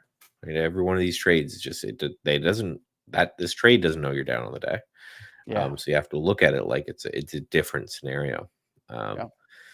So yeah, with the SPY here, we're obviously, if you're selling a little bit more, so we've broken down. Now we've broken the 2-day VWAP on the SPY, and we've also broken it now on the Qs. So we're up now 0.25% on both the SPY and the Qs. Started the day nearly 1. So gave back 2/3 of our gains already today, and no real buying in sight, at least not yet. So again, it's another one just to kind of chill on. So my Sentinel 1 may end up stopping out. My Nvidia, however, is doing great. So this is the one that I said I didn't want to take. So that one's doing well, which shows me why I should be a systematic trader. ELF is up a bit. I wouldn't say doing great, but we're raising the target up just because the 2-day VWAP's on its way. That's around 103, 103 now on that one, and I'll probably just lower my stop actually to this low. So I'll go do that now. And yeah, we're waiting. Then we look at GameStop. GameStop had a little bit of green, giving it back, not too much, right? So our longs, obviously, with what's happening in the market, are not looking too great, but our shorts are making up for that, and we're just kind of hoping that things work. So. Yeah, Palantir rejecting the VWAP a little bit. We'll see if it could actually break the low, and I think that's a good sign to look to see if it's a complete risk-off type of day. Palantir is the type of stock that loves to do this and then rip higher, right? So those are the stocks that I'm looking as proxies right now. The stocks that love to do this but are showing the breakdown, right? And so Palantir is a clear stock that loves to go down early, and all of a sudden, by the end of the day, it's right back through the high. So it attempts to go and make a lower low, right? But then it ends up being a higher low than the prior day, right? Gives you that feeling and then comes back. I'm looking to see if the Qs can do one more leg down. I don't think we're going to have too big of a move down today, but I think this is the real spot where you can start to have some bulls let go. The ones that bought the dip are close to getting out on this candle here. I think we're going to look for a nice bigger candle going towards like 518 here. If you get a big candle back up, that's when that could be the spot right here. So I'm watching right now, especially because what are we reaching? We're reaching yesterday's ranges on the Qs.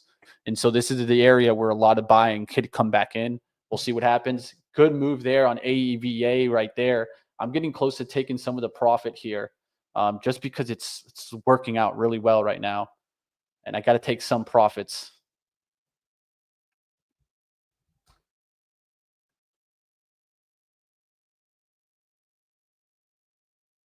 Yeah, now we're bouncing just a bit. No level that I can see to really bounce us here. It doesn't mean it can't bounce, but putting a little bit of a green 2-minute candle. Bitcoin holding on just barely, bouncing as well. Again, watching this more and more for this risk on indicator, because at least the last little bit, this has been a leader that we got to pay attention to. Yeah. Got to watch it really tight right now in AVA. I'm not trying to show my hand. This is the classic example of a trade that if I put out a stop, I'm telling you, they're going to come and get me. That's how it works. I know that I'm a tinfoil trader, but man, especially when you're close, you got to be careful with showing your hand. The key, focus on the execution. Focus on exactly what you're going to do. Like if you were a computer, right? And that's what needs to happen at this point. Right. And I think that right now you're seeing it, right? You're going to get moments right now where you're thinking about maybe covering, but the key is, does the trend still work? The Qs are still breaking lows. When that trend breaks, we need to be careful, especially if you're short right here, right? Yeah, because if we are going to reverse, it's going to be aggressive, right? Exactly. Wicked. I would use the word. So we need to. It's funny that I use that word wicked, right? Because it's usually a wick. Get it? Haha, pun intended. You get wicked moves. Yeah, because again, we know the positioning, right? We know the big guys out there are short, and they're going to look for their moment, and they're going to do it in a way that's going to cause the most pain, which is just max pain. completely rip the market when everyone's not paying attention. So, all right, so here's far, Q's trying to break another low. Let's go, Susie Q. Yeah, so the next area to potentially watch if we are going to go red, and some of these have, right? So MDYs are mid caps. That has gone red. IWM, which is the small caps, that has gone red. But those are both just really junky stocks. Anyway, so we have the SPY at 0.26 up and the Qs at 0.22 up. So those are the two things we need to keep an eye on. If we lose that, you can see here on the Qs, we had this kind of post-market dip down to 518. That would be the area that I'd watch to see if maybe we do a liquidity grab and move higher after that.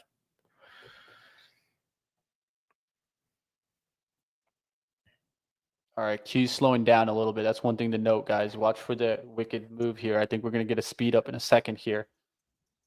I'm getting a dip down towards the low. So this is going to tell me to put I'm going to put a stop out on the resistance here. If I need it to start coming back on me, AVEA, I'll get back out and take the money if it gets to 1669 here, looking for the 1650 breakdown. Let's go, Q's. One more leg, and then I'm back to break even on the day, and I'll take that. That's always a really good feeling when you can fight the emotions that are trying to make you do dumb shit, and even if you can grind it back over a couple trades, then that makes for a very happy camper.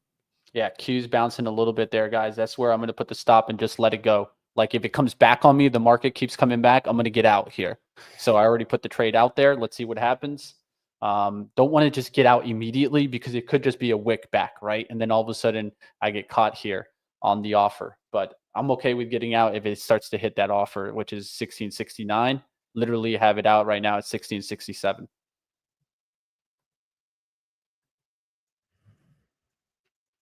There you go. Just grab me. Showed your hand. What do? They grab you, bro. I don't make this stuff up, guys. Like, I know that some people say that they don't, but man, that algo grabbed me fast. It said, "Oh, you're gonna give me a chance to get you? I'll get you." It didn't take more than a second. It didn't take more than a second, man. I'll let you have it. The market went up. The market was down a lot, and you put out a trade and went up. You're right. But I put the how many shares has AVEA done today, and how many shares did you have? Well, no, I mean very little. You can, right? So AVEA has done. Where's my volume? Right. You'd have you can crunch how much money they would have had to do 304,000 shares. Yeah, I have 435, but yeah. So for your 500 shares, they moved a stock that did 500,000 shares just to get you. They spread it out right there. This is the key where I think a lot of times is where I look back and what the key is where is the fill. I think a lot of the times when I see the fills like right at like the top of the offer and they just took the 1 penny up to take the offer, that's where I feel like they do it.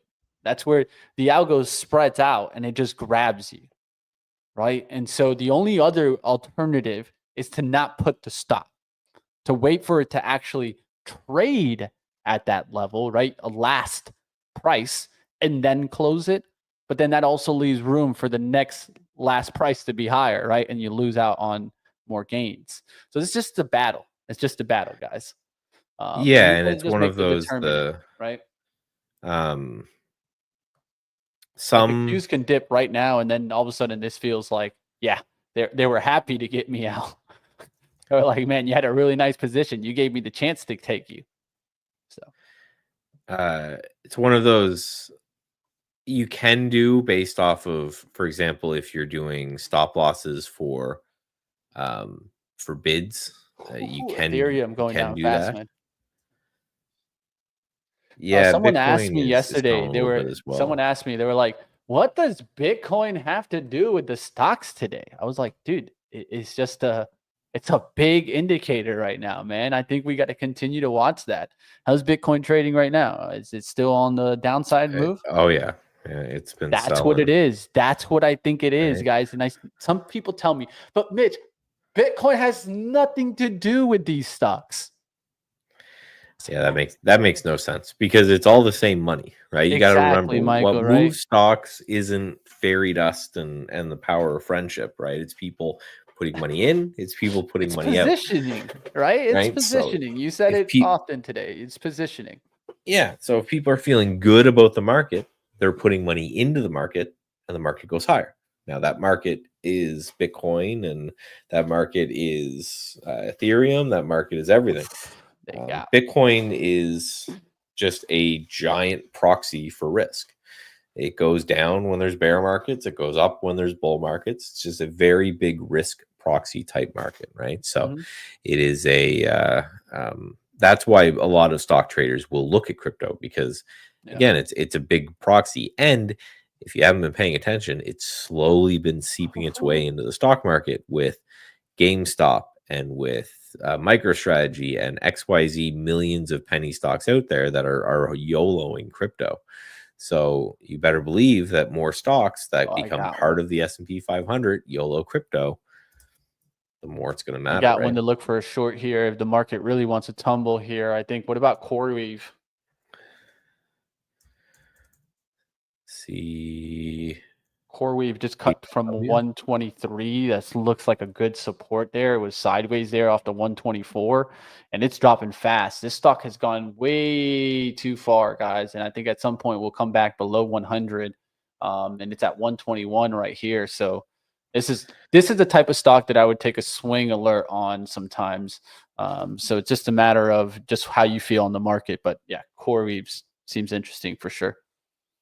Yeah, still up 4% today, even though it's been selling right off the open. So it's definitely has some room to come back to flat there.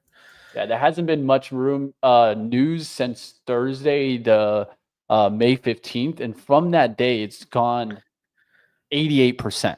So I think at some point, you're going to get some type of pullback here. It's gone straight up since that day. Palantir losing altitude there. It's a dip that I was talking about, how it was like kind of hanging out there. Now it's trying to crack the low. 122s. Yeah, Jovi's actually doing well, man. Jovi's actually doing well. It's interesting, but it's breaking towards the high. So if you're looking for something going against the market, Jovi and Archer going against the market a little bit there. And that's the place to look, right? If you think the market is going to bounce today, right, you want to look for names that aren't participating in the sell-off. Right? It becomes very simple. That's why I love sell-offs and I love days that are ripping like this, because it makes the relative strength blatantly obvious to see. You cannot miss the things that are relatively strong. The things that are relatively strong just don't look like this, right? Yeah. They are stocks that have been bottoming or holding a bottom or just not moving in any respects, right? Going nowhere in this market is relative strength, because if you don't look like this, you're doing well. So the Qs are starting to hold a little bit better, man. And I think that's one thing to note. I'm starting to look for it, but I think we need to see a bigger candle, of course. But look how the 15-minute candle is starting to slow down towards the candle to the left's low. I'm going to look for a slight undercut of that low, which is 519.61. We're at 519.70s right now. And then look to see if we come back up green candle on the 15-minute. So looking to see if the trend changes. It's been 4 red candles in a row from the open. Let's see if that can change. Yeah, it is. We're getting a little bit oversold on most metrics here. Just got to watch this all day long. Yeah, we're on a bleed right now, and I think this could continue going. How's NVIDIA doing? That was above and did a bull trap, and you can see it right there. It is taking a big beating here. I know that a lot of people liked NVIDIA's report. I was really kind of on the other side. I didn't really like that report. I think it showed exactly what is going on here, which is a slowing down of AI, at least from what has happened, right? They ramped up revenues insane. And now if you actually look at the revenues, they're going down. From their peak, they're down about 40 billion. So regardless if and I think that the CEO is trying its best to keep this higher, right? He's saying that the demand is still out there, but the demand is not leading towards what I'm seeing in the revenues. The revenues tell me what exactly is going on in the demand. Demand is coming down some. It's slowing down. It doesn't mean that it can't get another ramp up, but remember, there's only a certain amount of companies that can open these big data centers to a point, and then there's a slowdown. That's how economics just works, right? Because at the end of the day, you're going to go to NVIDIA, it's going to be a first mover in this wave, and then it's not going to just continue killing it with demand. At some point, these companies have their chips that they need to create the data centers they want, and then they're going to actually go and create those data centers. So I think that we're also seeing the negative outlook on China really affecting this company. And I think that you're going to see more and more tech companies really concerned about what's going on in China. Before it was a matter of, hey, they're always kind of like against this, trying to steal IP. Now it's more of a matter, they're shutting them out. And if they're shutting them out of the business, that's going to massively affect these tech companies in the long run. Yeah. And, you know what I think when it comes to reported earnings is that it's all about the reaction to it, right? It's how did the market feel about them versus what did they expect, right? Because none of these, especially when you have a company that is this followed, you better believe that they already know 99% of the things that they're going to say in their earnings report days, weeks, months before they say it. Maybe in a less covered stocks, there might be a little bit more edge there. So I just look at this and say, hey, this is, how did the market react to what happened as opposed to, actually what happened, right? Because the CEO is going to say whatever he wants to make the stock look nice, but whatever happened as well. So I'm taking some off the table. I actually just did here on NVIDIA, just because things, they don't look bottomy, but the rate of change, I guess you could put it, has slowed. Right, we did this big push down and then a little bit of a bounce, and a big push down. But ever since then, for the last almost half hour, we've just been consolidating sideways. So it's more of the rate of change is kind of chilled out. So if we are going to bounce, it makes sense that we do so after. And if you want to go up, generally speaking, first thing you got to stop doing is going down. And we've at least done that for now, right? Not calling the low of the day or anything, just looking at this and saying, hey, my NVIDIA is doing very well. And it's just basing here, so I should take some of that off the table, actually a fair amount. And then ELF, haven't yet, but I'm just watching it to see if it doesn't take these lows relatively quickly, then I'm going to do the same thing where I'm going to take a chunk of that off the table as well. Still long S, which hasn't done anything, and then still long GameStop, which hasn't done anything either, which, like we talked about, that actually is encouraging me for these particular names, because the market has been selling off all morning. These have been going up-ish. So it just shows some relative strength in those names. So if the market chills out, you could see a rally in those names. So just, again, pairing off the shorts and then giving the longs a little bit of breathing room just in case we bounce here. Archer looking good for maybe the strategy that we like. It's not as clean, but if it could get back above, let's say going towards 11, it couldn't be a bad look there, as it did open up towards support, coming back. Joby going higher could lead the stock higher. Of course, that kind of move. We'll see if Joby can hold on here on 9, break back through 925, and Archer go with it. Another thing showing me the slowdown, look at the VXX starting to now pull back here. So starting to see that turnaround here where the Qs can do exactly what I talked about on the 15, which was what? Slightly underwick the one to the left, then turn this to green. That could be the sign that buyers are stepping back in. Mm-hmm. Yeah, it just felt like, that there was that aggression from the sellers has been kind of taken out, sucked out of the market in the last half hour, right? They've got their first hour thereabouts of trading action in. They got the nice push down. It doesn't feel like there is that aggression to push the market to new lows. So, right, maybe we chill out just a little bit. And that's my hope for the things that I'm long to be able to move higher. Not necessarily that the market just like rips and makes a new high, but, stops going down. Now we have a Goolsby I don't know what the heck a Goolsby is, but we have a Fed Goolsby coming up in 10 minutes. So maybe Goolsby will say some nice things. What a name. Poor Goolsby. Yeah, Better man. than Barkin, right? The jokes just write themselves with Barkin.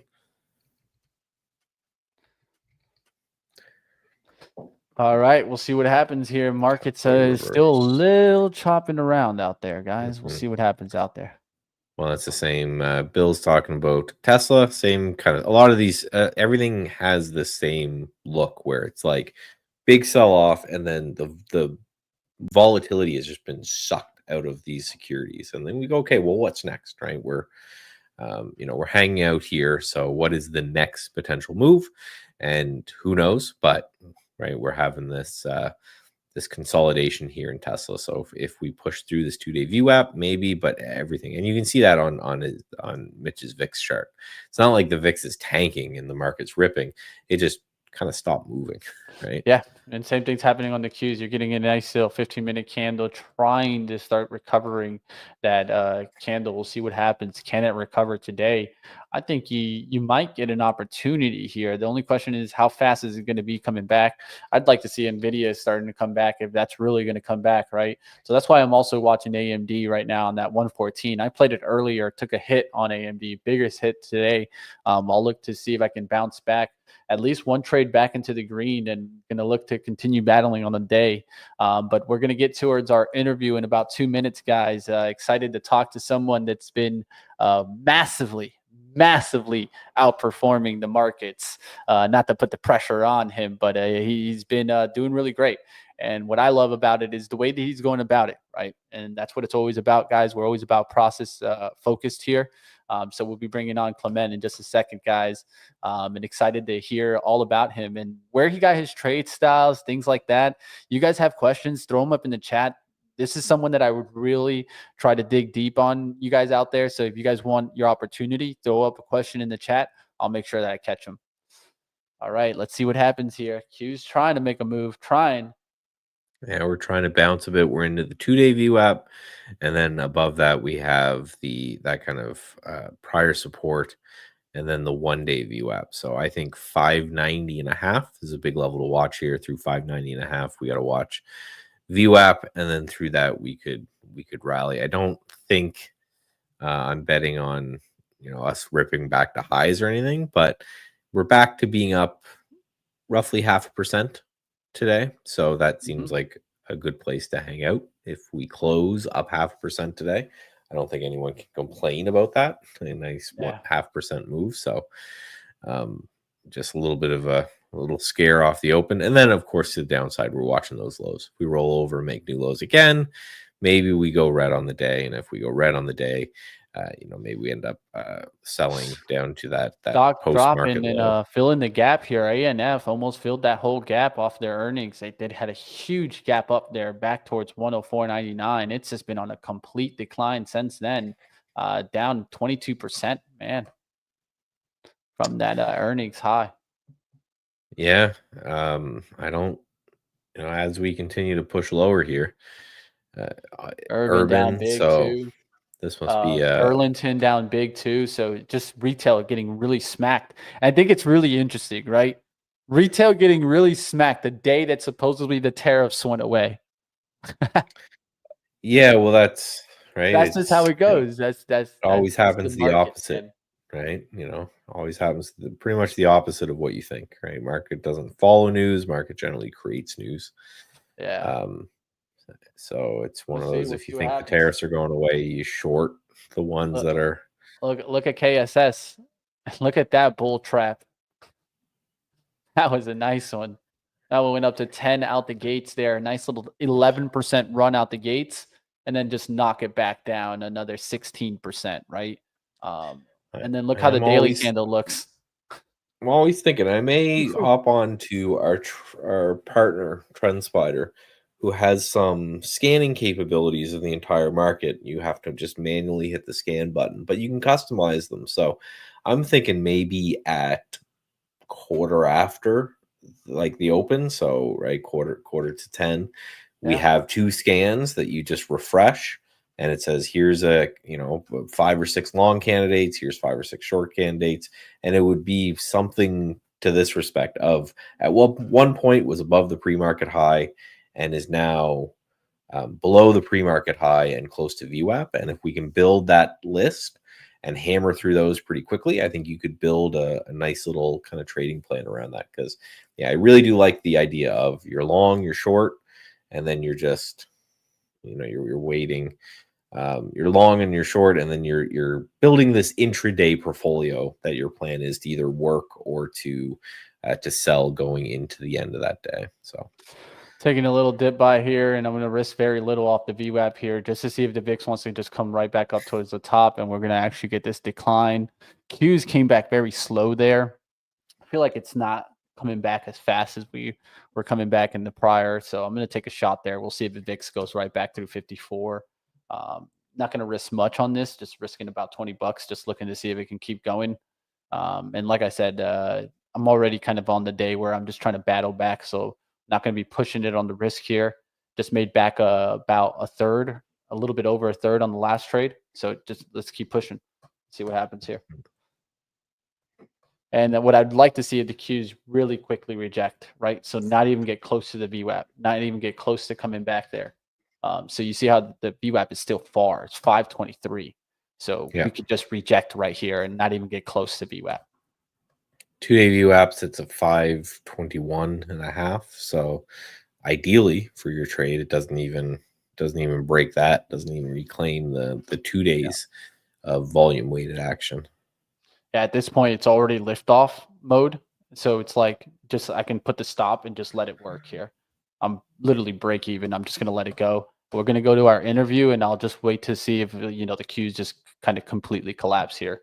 And then I could just sell it up at the highs, take another, third or maybe a little bit over a third off, and then just keep working my way back, guys.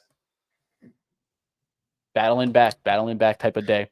All right, go ahead. We're going to go towards our interview now. Michael, if you got any last comments on the market, go ahead, and then we'll go towards our interview. No, I just mark the lows, mark your VWAP prices. If we remain between those, don't be too aggressive. Maybe if one of those breaks in either direction, that's kind of your next potential leg, and Bitcoin's breaking down. So just note that as well. All right, guys. So like always, I like to bring on traders that I've been kind of staying up with and following. And I think it's always important to bring you guys this because it's really fun to find different traders that have different setups and different opportunities there on Twitter for you guys to follow. So here you guys have it. I'm going to put up his profile in the chat.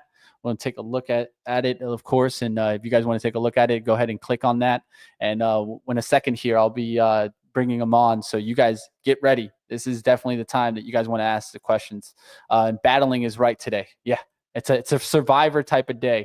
So let's go ahead. Let's bring on Clement. How we doing, my friend? It's good to have you on.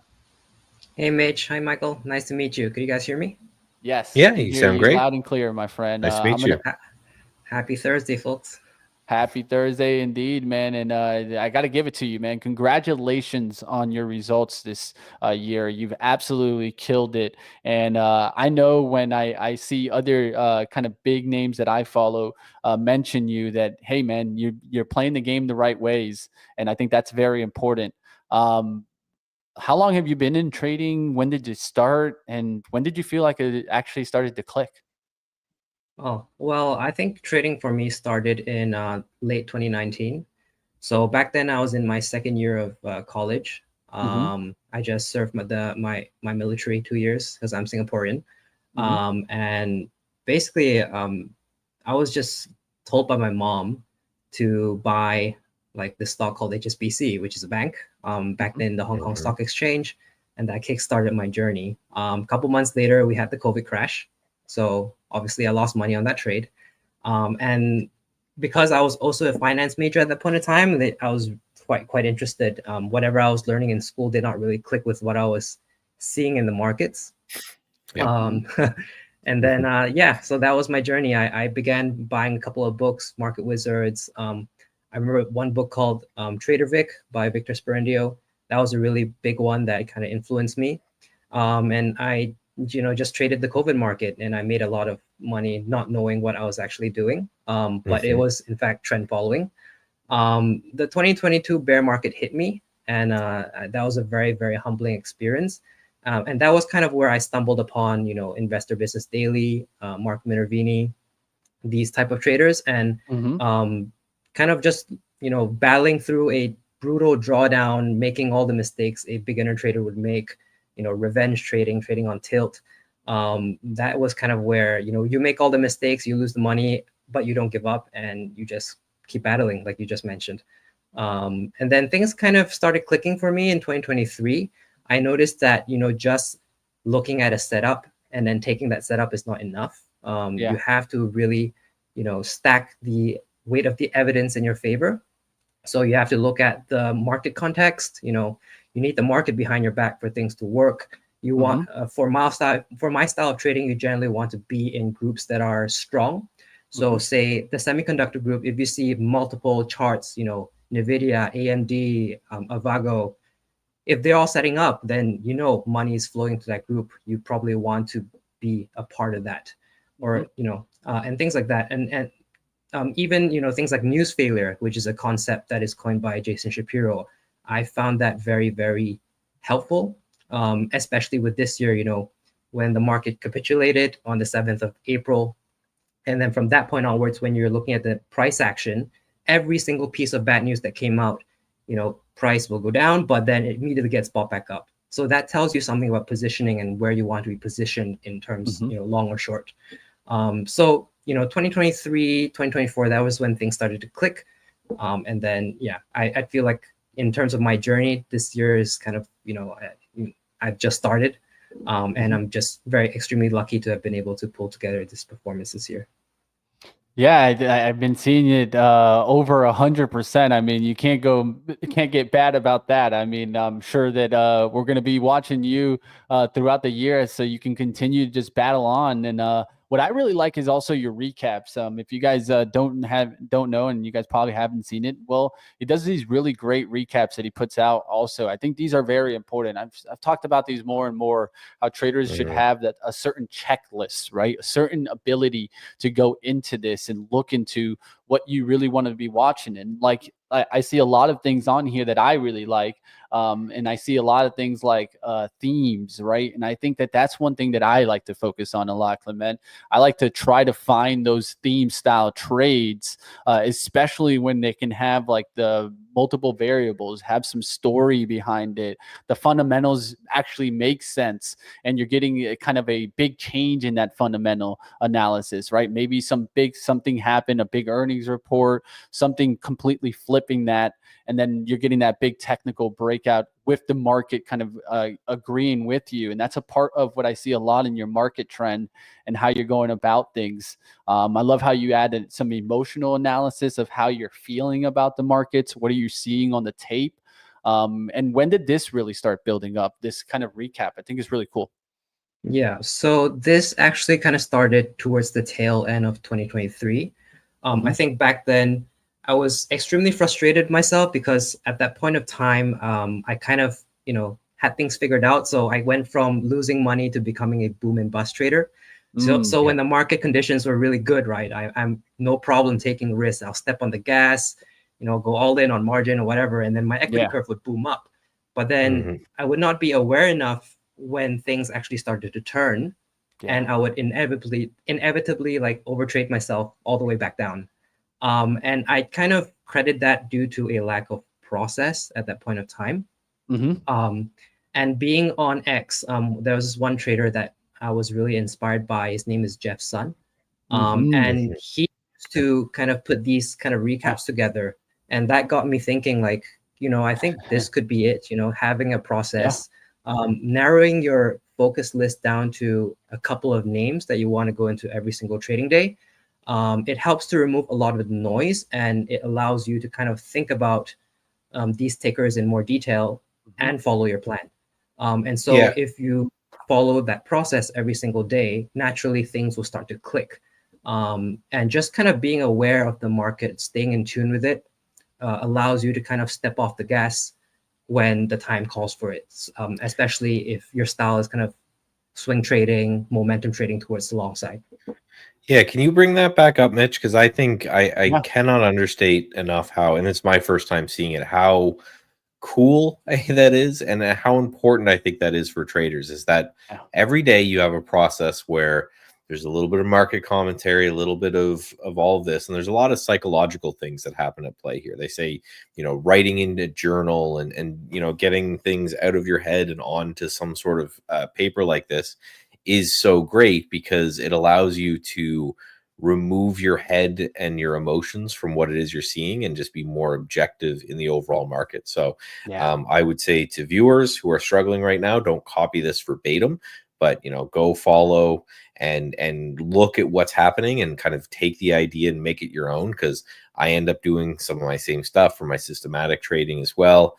And I think this kind of stuff is huge. And it's one of those, as I'm trying to always convert people into be systematic traders, this is like a amazing first step. This is like 70% of the way there already, because you have a daily process where you got a kind of a feel for the market, how you're doing, what environment you're in, and that gets you most of the way there. After that, it's just setups and punching the buttons and hitting the orders. But this is like 70% of the way to being a full systematic trader. Yeah, I really love it. And I think it's important to have also people that can show you this, right? Because it's not just one person that I've talked to you guys about that does this, right? And there's a reason why, right? And I like how Clement said it, right? At the end of the day, this is helping them keep more in tune with the market, right? So that he can find when that rotation is really going against him and be faster in deciding that, yes, that's what's happening here. I think that's very important, guys. It can save you so much money because, like he mentioned, when you're on those kind of big booms of your equity curve, right? The key is just not having that complete downfall, right? You can go down. It's going to happen, right? You're going to lose. The key is we keep that in nice linear fashion, right? If we're keeping in that linear fashion, sometimes getting spikes up, like you'll see a stock breakout, right? But it's coming back and sticking with that moving average. That's how we want to be trading. And when we're doing that, that can really kind of keep us in that right kind of slope going higher. But it's also going to keep you noticing when you do take that dip, hey, whoa, I need to slow things down here. Something's happening. And if I don't catch it fast, that's when I start to do those bust type of trades. We talked about it today. I've had a tough day today. I think it's very important to sometimes talk about how you can't just try to make it all back, right? Like fast, right? Because it's going to happen. You're going to have days where you're just not seeing the tape, the flow correctly, and maybe just the market's working against you. And that can happen. How do you deal with tough moments like this when you're kind of a little bit down now versus how you used to do it? So back then, how I kind of used to do it is when I kind of encounter friction, I would naturally want to make it back because I mean, psychologically, you're like, oh shit, I just lost, a bunch of money. I want to make it all back because I had that adrenaline high right at the peak. I don't want to lose it. And inevitably and naturally, you would trade and trade and trade and trade. And before you know it, you're digging yourself into a hole and everything's gone. So right now, whenever I encounter these types of situations where I'm not reading the market well, or I'm trying to put on a position, it whips me out and I get frustrated. Well, first thing, you have to reduce your frequency of trades. So try not to be as active. I think, after a good run, you've deserved a break. And second of all, if you really have to take a position, do it with reduced size. So I remember speaking to a friend, Christian Flanders. He talks about an anti-martingale strategy. So instead of betting higher, bigger and bigger and bigger, you want to cut size, slashing your risk per trade by half if you're going to go through, a losing streak. Because for a swing trader like myself, like my win rate is 30%, right? So out of every 10 trades, I'm going to lose 7. And in terms of a losing streak, I've had losing streaks that go on for like 13, 14, 15 trades. And if I'm not cutting my size, I'm going to dig myself in a very big drawdown really quickly. And so that's not what you want to do. So reducing your trade frequency, maybe even taking a break and cutting your risk per trade until you see a few winners and the market is working for you. I think that's really key this year. Michael, are you talking? I think you're on mute. Better now? Yeah. Yeah. Okay. Yeah, boiling that down to something that one of my training mentors always told me is like, hey, if you're in a hole, the first thing you got to do is stop digging, right? Just to make it real simple. Yeah. And that's absolutely the same processes, right? Stop, right? Get your mind together, process some of what happened, slow down your trades, lower your size. And I think I really wanted to hit on that lowering the size thing, because a lot of people, they do the exact opposite. They crank up their size, but it's so good mentally just to get a couple base hits back and just go, okay, I haven't completely lost it. My strategy is not absolutely garbage. I'm not going to lose every time. So even if you're down, a few thousand or $10,000, even sometimes making $100 here or there, it just gets Green you on the screen, kind of, man. a little warmed up. You're like, okay, I can do it. And then you just slowly ratchet back up to where you were before. So it's also like what I talk sometimes like a show me type of thing, right? Show me that my trades are coming back, right? First, right? Before I start trying to jump into something bigger size. I want to see my strategy that I take start to work, right? Start to show me on the charts, and then I'll start trading that chart, right? And then I can start looking to see repeated patterns, because I think that's what happens often, right? We get into this kind of strategy that's working for us really well, and we just need to capture when it's not working well. That's why it's a lot of data taking and a lot of understanding of how your trades are working and how other trades and charts are probably working for your strategy too. I mentioned this especially with the kind of like the smaller cap names, because I feel like that's exactly what you see. The flow, all of a sudden it's there, the patterns are working, and then out of nowhere, they're completely gone. And if you don't go away, well, you're just going to give the money right back, right? And that's the hardest thing. Talking strategy, right? Are you a trader that has multiple strategies, or do you more use one strategy and try to wait for that opportunity? For me, I guess I can do both long, short. So on the long side, I think the biggest inspirations for me is Mark Minervini, his volatility contraction pattern. For me, I put a little spin to it in the sense that I have a preference for trading the right side of the base. So all these little cheat areas that you see. So if you kind of look at the cues after that April 7 low, that right side is exactly what I like to see, because in between, it isn't like a traditional volatility contraction pattern, right? Where it really consolidates and breaks out, but there are all these little cheat areas that you see, especially when you look at it in conjunction with the leading stocks. So like Palantir, CrowdStrike, Hood, they all had these little pockets of areas where you could get position and ride the trend up. So that's kind of how I do it on the long side. In terms of the short side, I derive my inspiration from Gil Morales, who was a former portfolio manager with William O'Neill.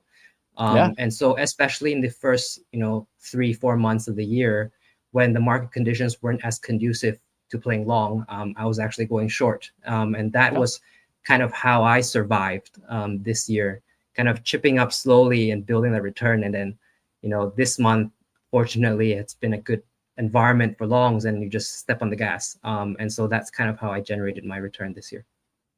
Yeah, and you've been doing really well. I mean, I just saw the recent post that you put out there on the U.S. Championship, and so you're partaking in the competition. Tell us a little bit more about that. I mean, I saw that you were, I think it was like 30% as of recent.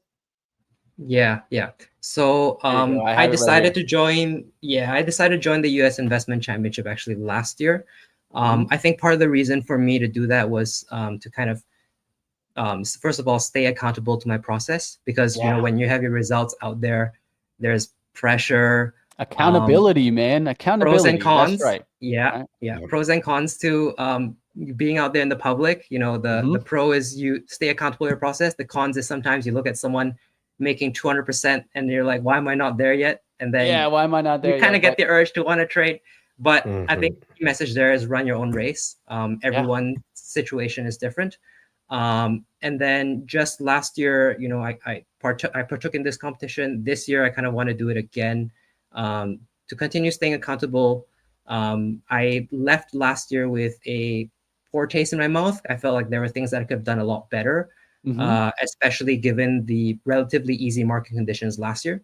And so yeah, I just it's fun for me. It allows me to kind of meet and network, connect with all these other awesome traders. So it's great. Okay. And you That's can't be so mad about important as that. well, right? Like it's so important to go and find.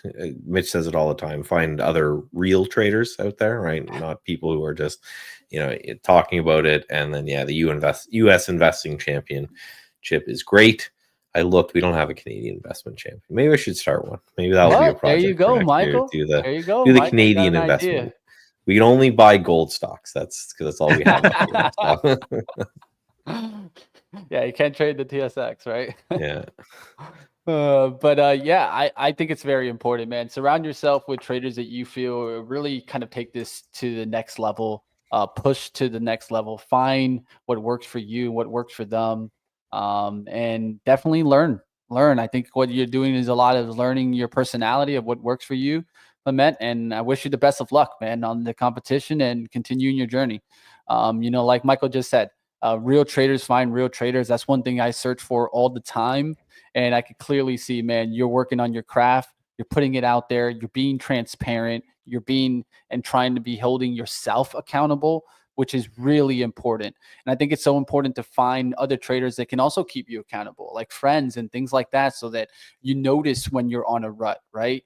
That's one thing that all of us traders that trade consistently, we all know it, and we could definitely catch it on like equity curves and other traders when they tell us like, hey, I just feel like I keep losing, man. Well, just slow down the horses, man. That's why you need the good friends, right? And it's important. So, hey, we're going to definitely bring you back on to learn a little bit more about your strategy on another interview. I just wanted to kind of get more of that background information and really understand a lot more about you. So I really enjoyed it. I know the chat really enjoyed it. They're definitely excited to learn more about that. So, hey, I'm going to throw up the link here one more time, guys. Give them a good follow on X, on Twitter, and definitely keep up with those recaps and maybe create one of your own. But thank you, Clement, for always coming and also sharing on Twitter a lot of the information that you put out, like the recap. I even saw that you broke it down one time so that people could learn how to do so for themselves. So if you want to learn, got to go follow my man. Thank you, Clement, for coming on here, man. And we wish you the best of luck. Continue on your journey. Thank you, Mitch. Thank you, Michael. I appreciate the time. Take care. All right. Great interview there. And like I said, man, you got to find these traders, guys, because there's always going to be a new trader that's really working hard at his craft. Surround yourself with great traders and you just might learn something, right? That's what I think.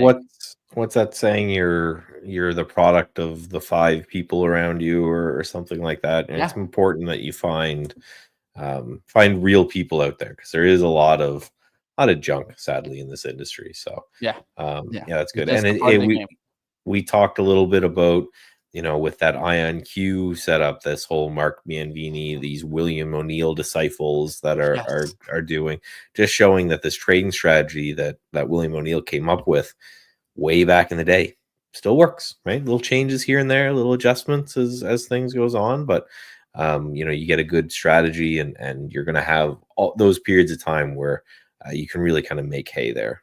Yeah. I think a lot of this has to do with more psychology, right? Is that psychology doesn't change too often, right, guys? Humans work a lot the same way they worked like 20 or 30 years ago, guys. You can change technical setups. Technical setups might change often, right? But the psychology of how a lot of times traders work is very similar, right? We all have that panic mode. We all have greed, right? We all feel because we're humans, right? And that's what systems are really here to try to take over. They try to take over on our human emotions and trying to trade those human emotions and make the money, right? Because they don't feel it, but they know that it exists. So we'll see what happens out there, guys. It's definitely a choppy type of day. We're going to go ahead and wrap up here. We'll see if the Qs can come back. Ever since that bottoming right around that candle at the 10:30, we've been coming back, but it's a very slow grind kind of move back. So that's kind of hard to play also because you're not getting that momentum. Yeah, and getting close to VWAP. So like I said earlier, this is one of those things where the low of the day, right down here, and then we have VWAP right up there. I could see this being one of those afternoons where we kind of mess around with both sides to frustrate people. Maybe, break VWAP a bit and fail, maybe challenge lows or fail, like some of that kind of choppy action. If we get a later day, something where the kind of volume's back, push on either of those two levels, that's interesting. Thing that would really, I think, drive a lot of people crazy if we just like closed at highs today. We just ripped and closed at highs. that would be hilarious. But I'm thinking more of the action is done. Take your time. Don't push it too hard. Yeah, it just kind of sucks when the action happens like this overnight. This is why you got to look at overnight trading sometimes and look at those catalysts, because I mean, yesterday the market rode up in about what? It was like about I'll say from like 4 to 6:45. It was pumping, man. It went up there 8 points, right? So I think it's important to sometimes take a look, right? Take a look at what's going on in the after hours. I know a lot of traders that made a lot of money yesterday, and then it's kind of hard to make money on the long side today, the market down, right? So that's just the way it works, guys. We'll see what happens. And this is also why I think it's important to look at change from the open, because if you were looking at overall percentages on certain names, you're like, oh, but the stock's up. Well, they're not really, right? It's down from the open. So we'll see if we can actually work our way back. All right, guys, that's going to do it for us. It's 10:58. Like always, we're going to keep battling. We won't be back tomorrow, but we'll be back on Monday, guys. So catch us like always. We're going to continue pushing, and we'll be out there like always. You guys can follow us. You guys see our Twitter tags right here, and we're going to keep trying to take it to the next level, guys. So let us know if you guys enjoyed the interview today, and if you guys want to see more from traders such as Clement. So appreciate him joining us today. Love from France. Love from around the world, man. Love it. Love it. That's what it's all about, man. We're worldwide here at Trade the Pool. That's for sure. Traders all over the world trading with Trade the Pool. So it's good to have you, Alexandre, and all of you guys out there betting. Shorting the S-bet. That one was a good one. It was an interesting one to look at, right? I mean, I have no idea why it's up that much, but I agree, Scotty. It seems like you're going after some good shorts today, and it's good to see it. Definitely enjoyed the conversation today, and all you guys that hung out with us. Appreciate you guys coming on. Eldon and everybody, Randall, all you guys that stick with us every single day. We appreciate you guys, and we'll continue battling alongside with you. See you next time, team. See you guys.